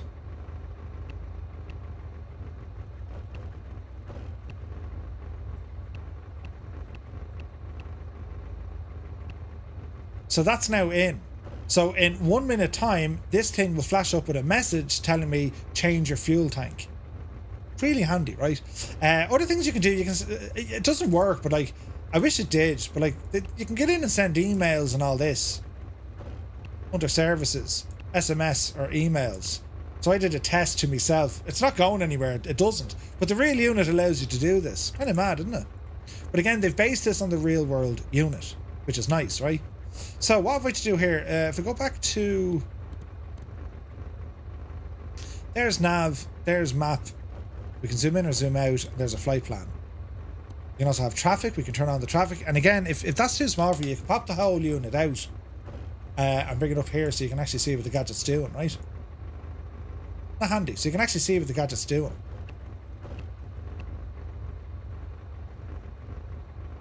TCAS mode, standby, or operate. So you can do all the stuff from in there. What else do we have? Nav, map, flight plan, traffic, terrain is there. XSM is there. And then you have this emergency smart glide. They've done a ton of work on this GPS unit. Tons of it. And it's great to see. So again, I don't know what your favorite is going to be. Do you want, with TDS, do you want the realism? They tend to lean a little bit more realism. I do like what PMS have done because they'll give you like an autopilot unit in their unit, you know, which is nice. But this is very, very good. This is excellent.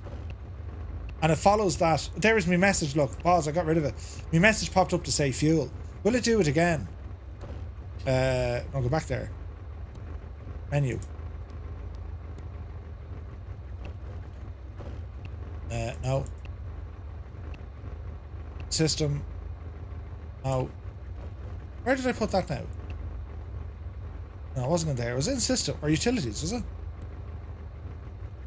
That's the wrong button, Murphy. We'll get there eventually, lads. Scheduled messages. Yeah, so in another 46, look, click on message, fuel.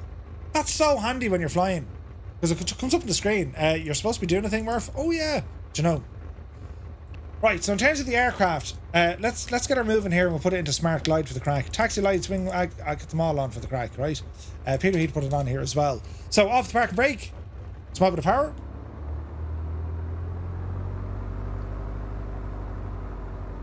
And this thing flies really well.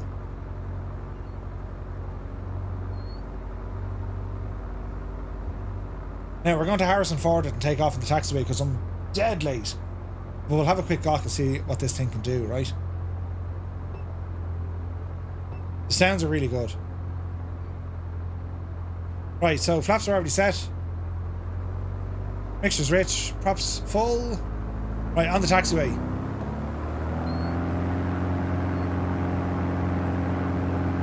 It'll be grand.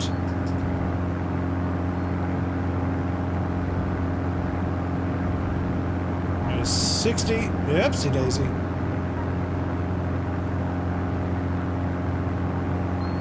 Right. It hand flies really well. Really well. Hey, Barman is here, can see it. Flaps in.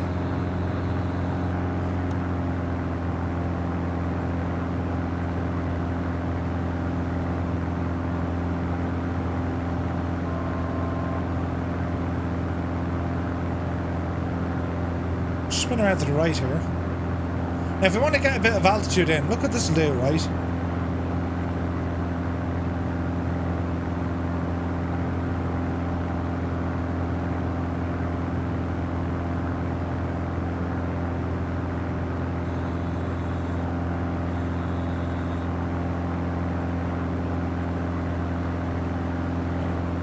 Okay, we're steady.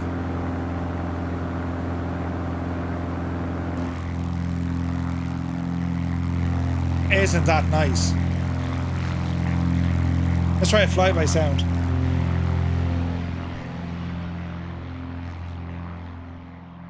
Are we ready?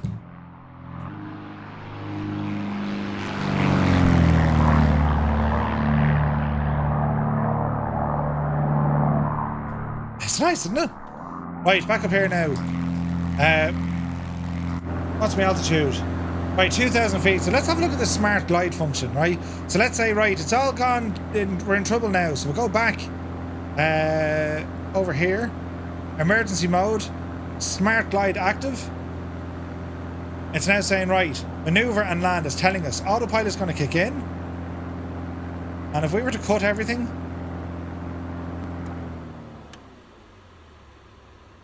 shut the whole thing off. So the glide is currently on. We can now say, right, squawk 7700 if we need to.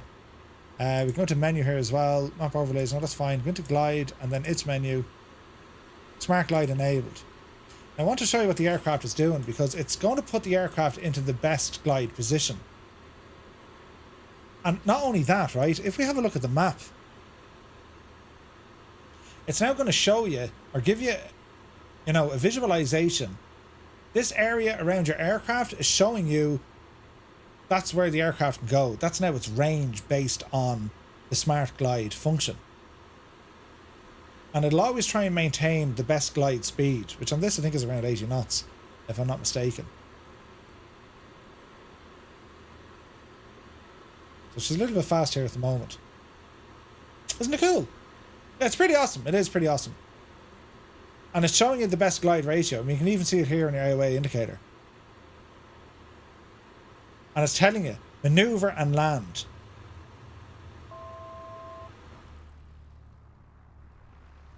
Now the prop is just spinning. Can I feather that prop? I don't think so. No. So it's going to show you your best glide ratio and it's sync rate. So it's giving you all the warnings to say you're acting the Muppet. Now see the way it gets smaller as my speed decreases, this grid gets a lot smaller. However, throw the wing or throw the nose down a bit, pick up some speed.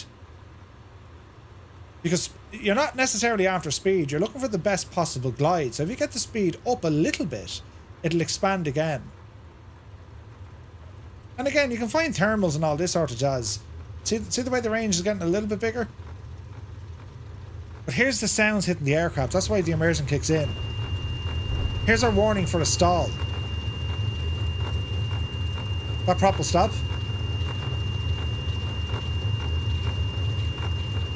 Now we're in a stall-ish. Now this will crash it, but just to show you. There goes the wing. So the wing has stalled. And let's see, can we recover it? Which we can, because we got up to about 120 knots. And now we can see the crack here, look. Go to terrain, it's going to show us, this is the terrain, this is the arc in which you're flying. Like, it's just done very, very well, isn't it? And the sounds are so responsive and immersive. It's quite nice.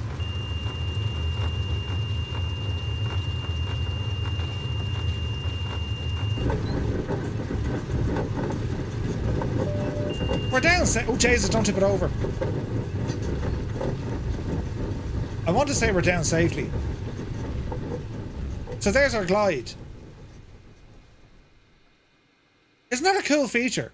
So it's something that, you know, TDS have built into it. But not only that, they've made the system now work and talk with working titles G3X, which is an excellent bit of kit as well. The G3, this thing is phenomenal. But the fact that they've managed to get their equipment working with this is really, really good.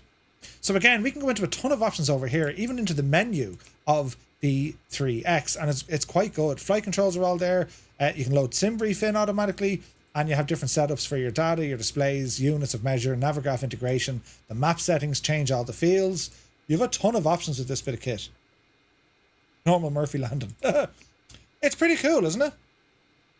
Now, nighttime lighting with this aircraft, I'm going to say it's just basic. Did you have a dimmer switch here? Do we have internal lights? You kind of have. You kind of have a bit of lighting. But look at the reflections over the canopy. Isn't that gorgeous? Look at the state of that. And we have our wing wag lights on here as well. So it's done very, very well. And I think you can open the canopy, unless I'm absolutely... You can. There's one. Is there another one? There probably is behind me. How do you open the devil? Hello? How do you open the door? That unlocks it. So how do we open it? We just push it. Jesus, how do you open the door on this thing? I'm looking for a click spot. Look at the detail on the seats, aren't they gorgeous? I don't know how we open it. Left side, says DJing. Whereabouts? There has to be a button here somewhere, doesn't there?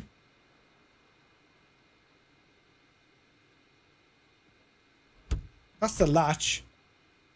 It's over the handle. Left over the handle. Aha! Thank you, DJing. So there you have it. The Vans RV-8 released now by SWS. It's a beautiful little airplane. And if you'd like to buy it, it's available now for $14.99. $14.99. That's a steal, lads. Considering you're getting a tricycle version, a tail dragger, 2-blade, 3-blade, glass or analog cockpit. That's quite good. Quite good. So, the TDS update as well. It's a free update to the TDS avionics package. And very, very good as well. Right, so moving on. Our last bit now before we go and disappear into the night time, we're going to be checking out Miltech's update for the CH47. And I do appreciate you sticking by. It's quite late in the night. And this is school night. Well, it's not a school night, but you know what I mean. So great to see that work from SWS. And it's great to see that work and the level of, Jesus, the level of dedication from TDS to get their equipment to work. It's huge. Absolutely huge. Cockpit Racing, good to see it. Now, while we're waiting on this to load, I just want to run over quickly or the dev stream from earlier on tonight. So, the avionics update number 3. I actually missed the first aircraft.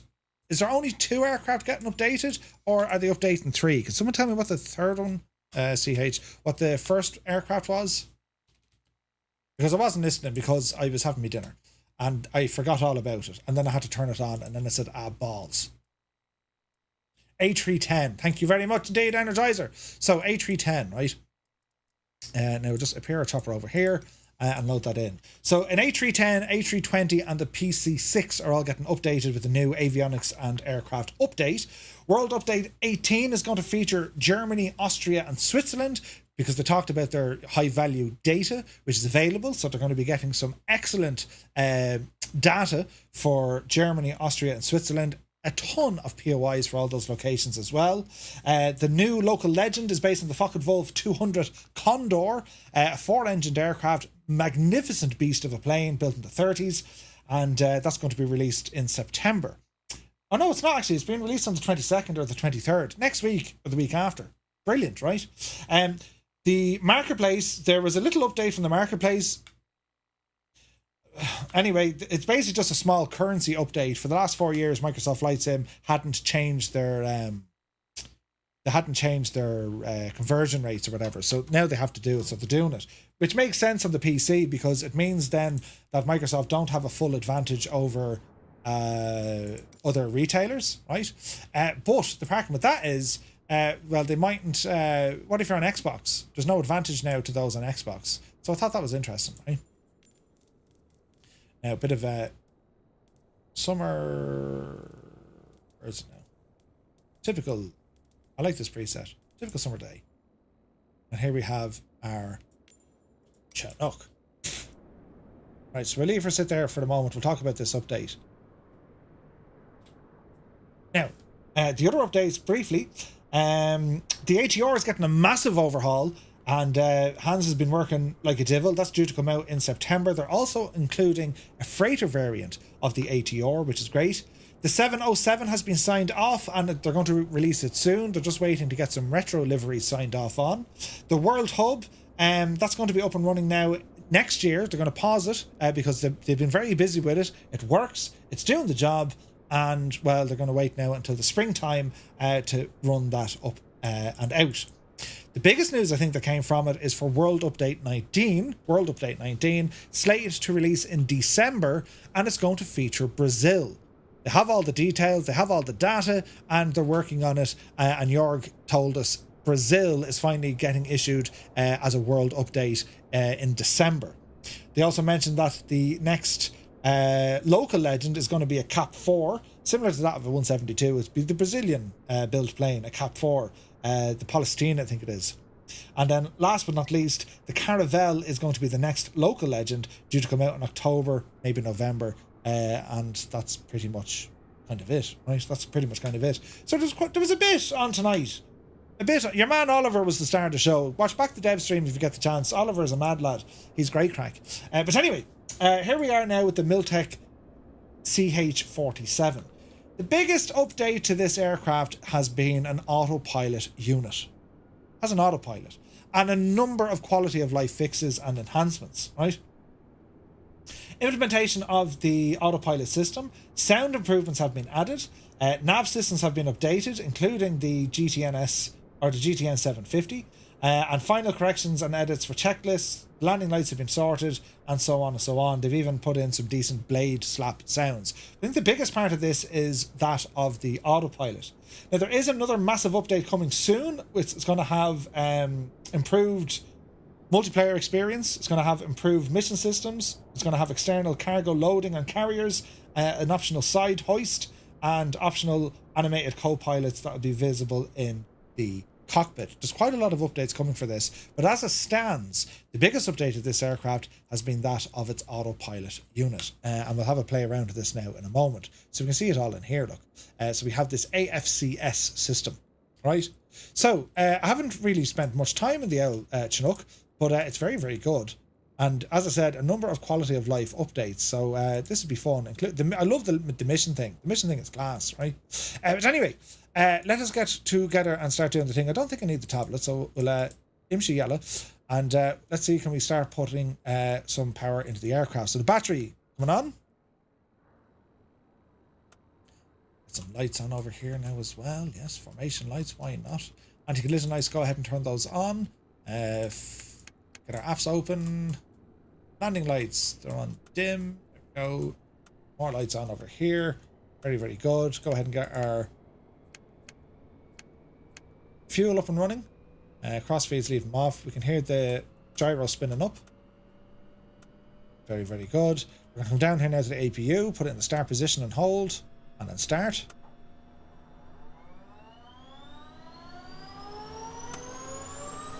APU coming live.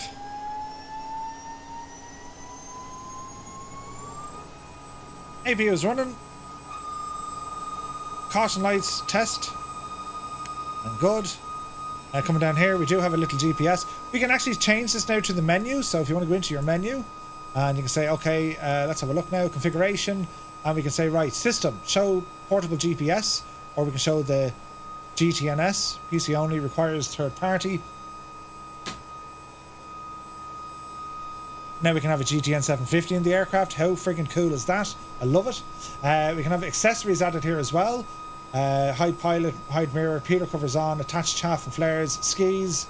We have a whole load of stuff. How awesome is that? Cockpit vibration should be on. Alright, okay, so we're going to start her up and see what happens, will we? What do we need to do down here now? Function test. Turn that on. Mode on. Mode on. And mode on. Put that on. That on. These all come on with the avionics, I suppose. Back up here to APU. APU is running. APU gen on. And next is going to be an engine start. Are we ready? So, FADEC is on. Start this side.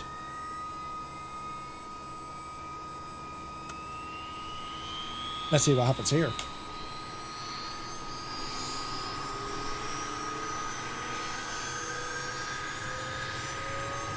The sounds of this are amazing.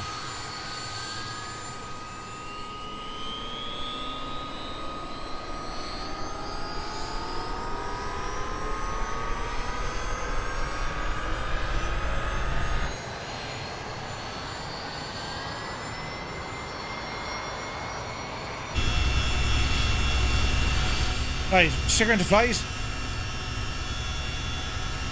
Go for start on one.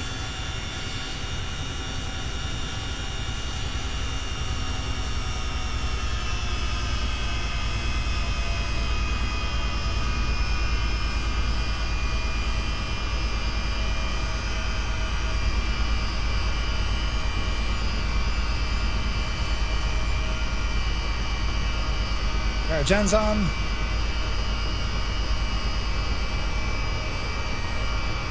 Doesn't sound terribly well, does it? Where's the vibration?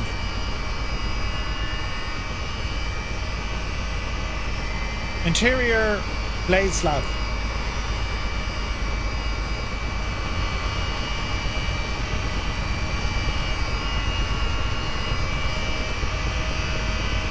Interesting.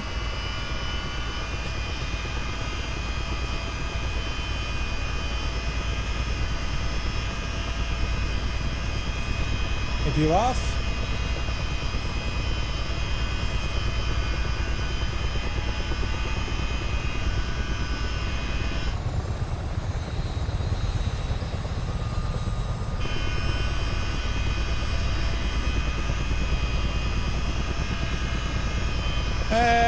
I think we're good.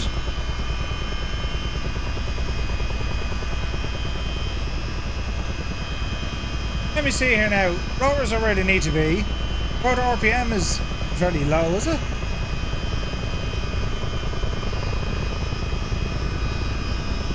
What did we not do right here, lads? Engine torque? It's like it's starved or something.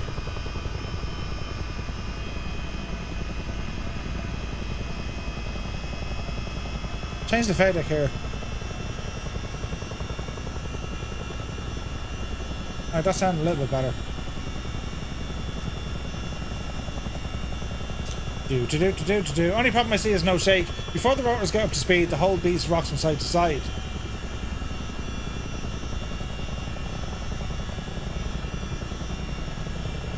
Let's have a look here now, right? So temperature, grand. Oil, grand. Fuel flow is coming up. Rotor RPM is off the chart. Why is that now? Torque is very low.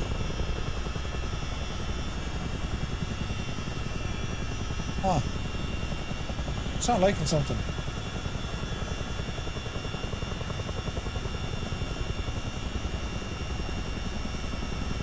And I've no cockpit vibration. That's weird.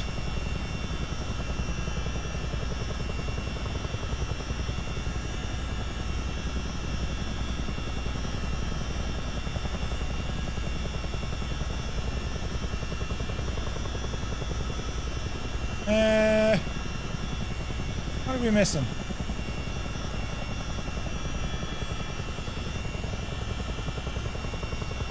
Anti-ice.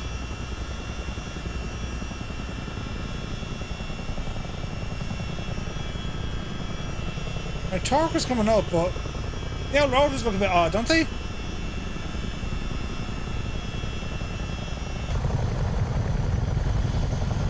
It sounds alright. Easy now, Betsy. Easy.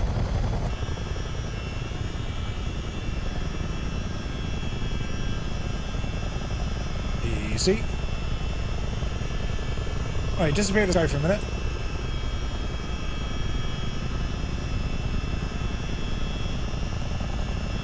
What didn't I turn on?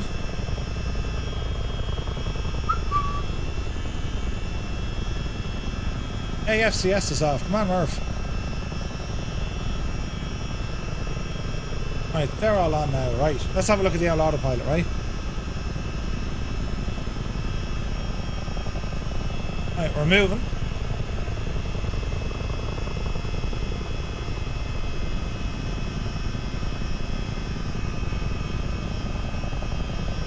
Sounds of this thing are deadly.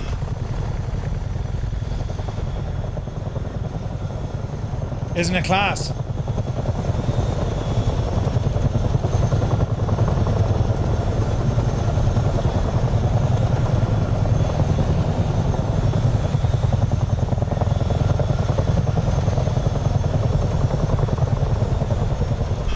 This is a great machine. Now again, if the sounds are too loud, you can really play around with them.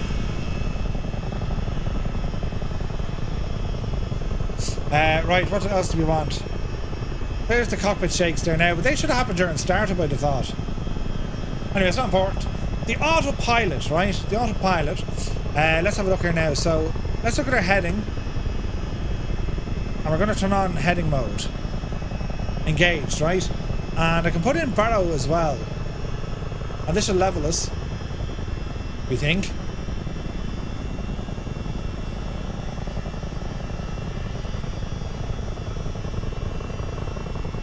Right, So if you now go with the heading mode, it works. So let's give her a left turn here. So the fact that we have a working autopilot, which in a helicopter is always great to have. Now there's a little bit of configuration that you need to do. It requires like a dead zone of about 2% on some of your inputs. By and large, it works very well. Let's have a look now. So she's maintaining level flight. It'll zero off here. We're saying west, but we'll go 270. Yeah, the shakes are a little bit tame. Like the whole thing should be rocking and rolling, shouldn't it? But it doesn't take, like, it's still a nice chopper in the sim, isn't it?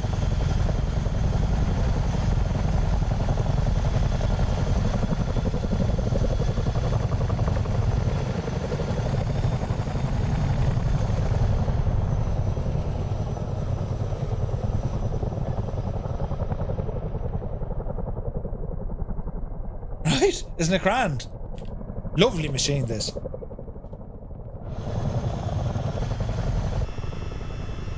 Right, so let's have a look. It's maintaining our altitude, maintaining our heading, and as I said, you can totally play around with the system. Easy now. Looks and sounds nice, it does. And again, you can mess around with your radar altitude, you can get the aircraft to follow a specific altitude for you. Put her down here in this field over here.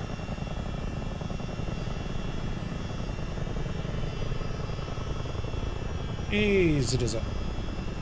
And what I like about this is it's using steam gauges. The DCS Chinook has it's all glass.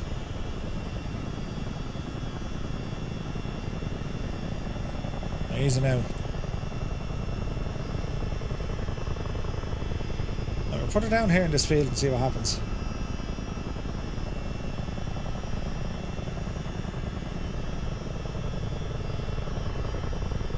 I think it's missing a lot of base. Let me just double check that, Dougal, because I think I turned them down. Hang on, we'll put her down gently.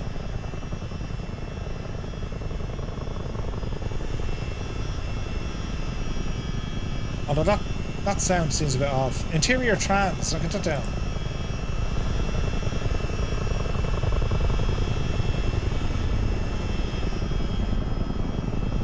So you can kind of mess around with this yourself, but here's the sounds now, right? And even outside.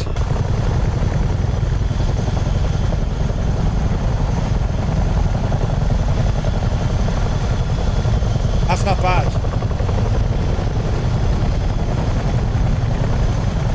Hey, Hawk Driver, good to see you, man. Long time no see.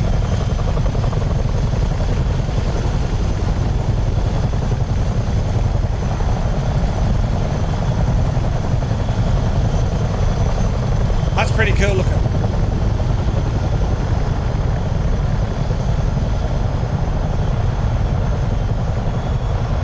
Flying the hot dog is nice, isn't it? Hey, guys out here.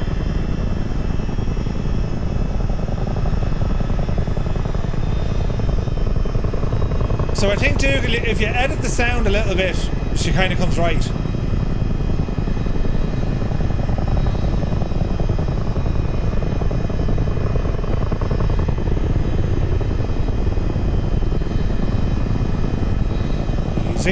Easy.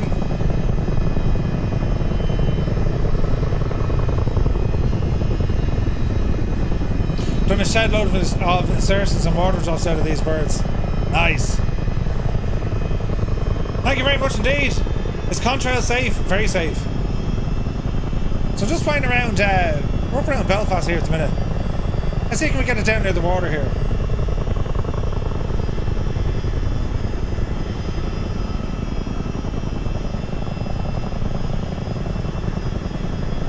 That's a nice place to go in.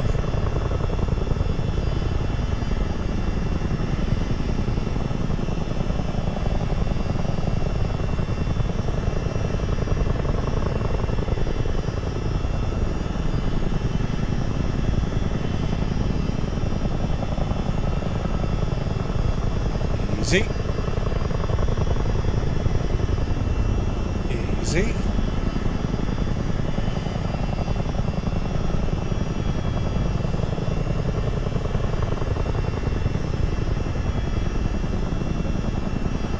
It flies well, this thing.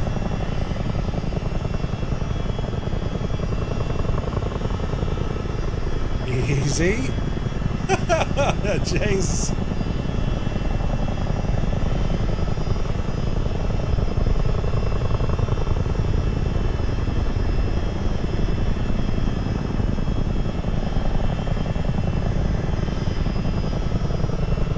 Something like that. Look at the state of this.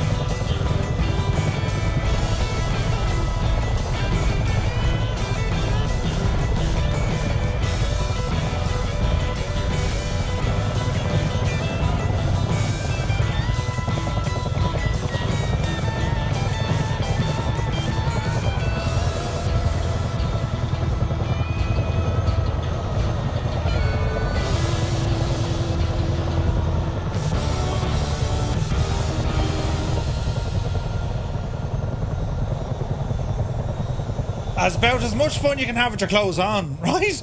That's a great chopper, this. Like, it doesn't matter the shortcomings versus what you'd have maybe in DCS. This is an iconic helicopter to have, and I'm just delighted that it's in the sim. And it flies really well. Miltech have done an incredible job of this, lads.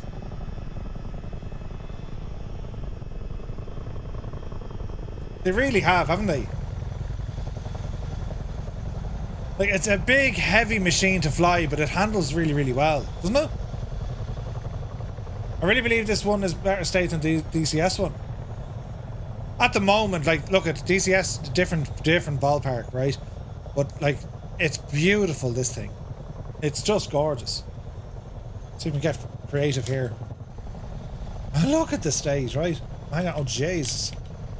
There we go. Like, do you know what I mean?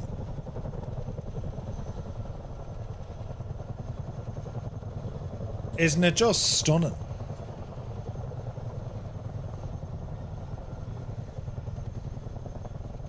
She's a beautiful machine. You're pressing buttons here, Murph, and you don't know what you're doing. Reset that now, you devil it. There we go. It's just a nice machine. That's not going to bode well for us. We're going down. Super 6-4. Right. Fix all this now. Look at the state of it. Isn't it gorgeous? Not in looks or sounds, but I know nothing about the DCS one. Yeah. Yeah, like I know what Duke is saying. Like I think a lot more vibration, maybe some of the deeper sounds. They are there. The bass is definitely in it, you know. But for Miltech, I think they've done a great job. They also have a massive update incoming for the Osprey as well. Anyone who flies the Osprey, there's a huge update coming. So, do you know what I mean? Be sure to keep an eye out for that. But lads, there we kind of have to leave it. Because well, we covered quite a bit there tonight, do you know what I mean? So there we shall leave it. And I want to thank you all so very, very much indeed for tuning in to tonight's show. It's been a busy one, hasn't it? It's been flat to the mat. And we covered quite a lot. There's been a lot of news. And we got through it. So we're back on Friday night. We have a group flight in the Twin Otter flying around Cyprus. And that's kicking off at 1900 Zulu time. We're not around tomorrow, but we'll be back to you on Friday night. So I want to thank you all very, very much indeed for tuning in. And we're all caught up. That was the news. Brilliant. Right, I'm off to bed. Horizontal administration is required. And until then, you take care. I'll see you soon. Do you know? Ah, don't hit me with a frying pan! Oh, jeez! This is hairs! You just hit me with a frying pan! She didn't make a noise! Of course I made a noise! You hit me with a frying pan in my head! Turn around! Why would you hit me with a frying pan? Don't hit me again! Ah! Yes, it makes a noise! You're hitting me with a frying pan! Annalisa, did you put her up to that? Jesus, me head! Oh, who hit someone? I mean, come on! Who hit someone with a frying pan for God? Red, Larry, yellow. Oh no! I've had enough of this wowdy, webble, sniggering behavior. Silence! Call yourselves Praetorian guards. You're not. Seize him, blow your noses and seize him.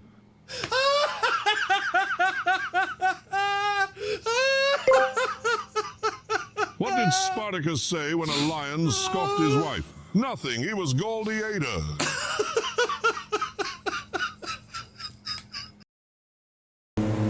Up. Do something! Oh, we can save it! We've landed in a bit we shouldn't have.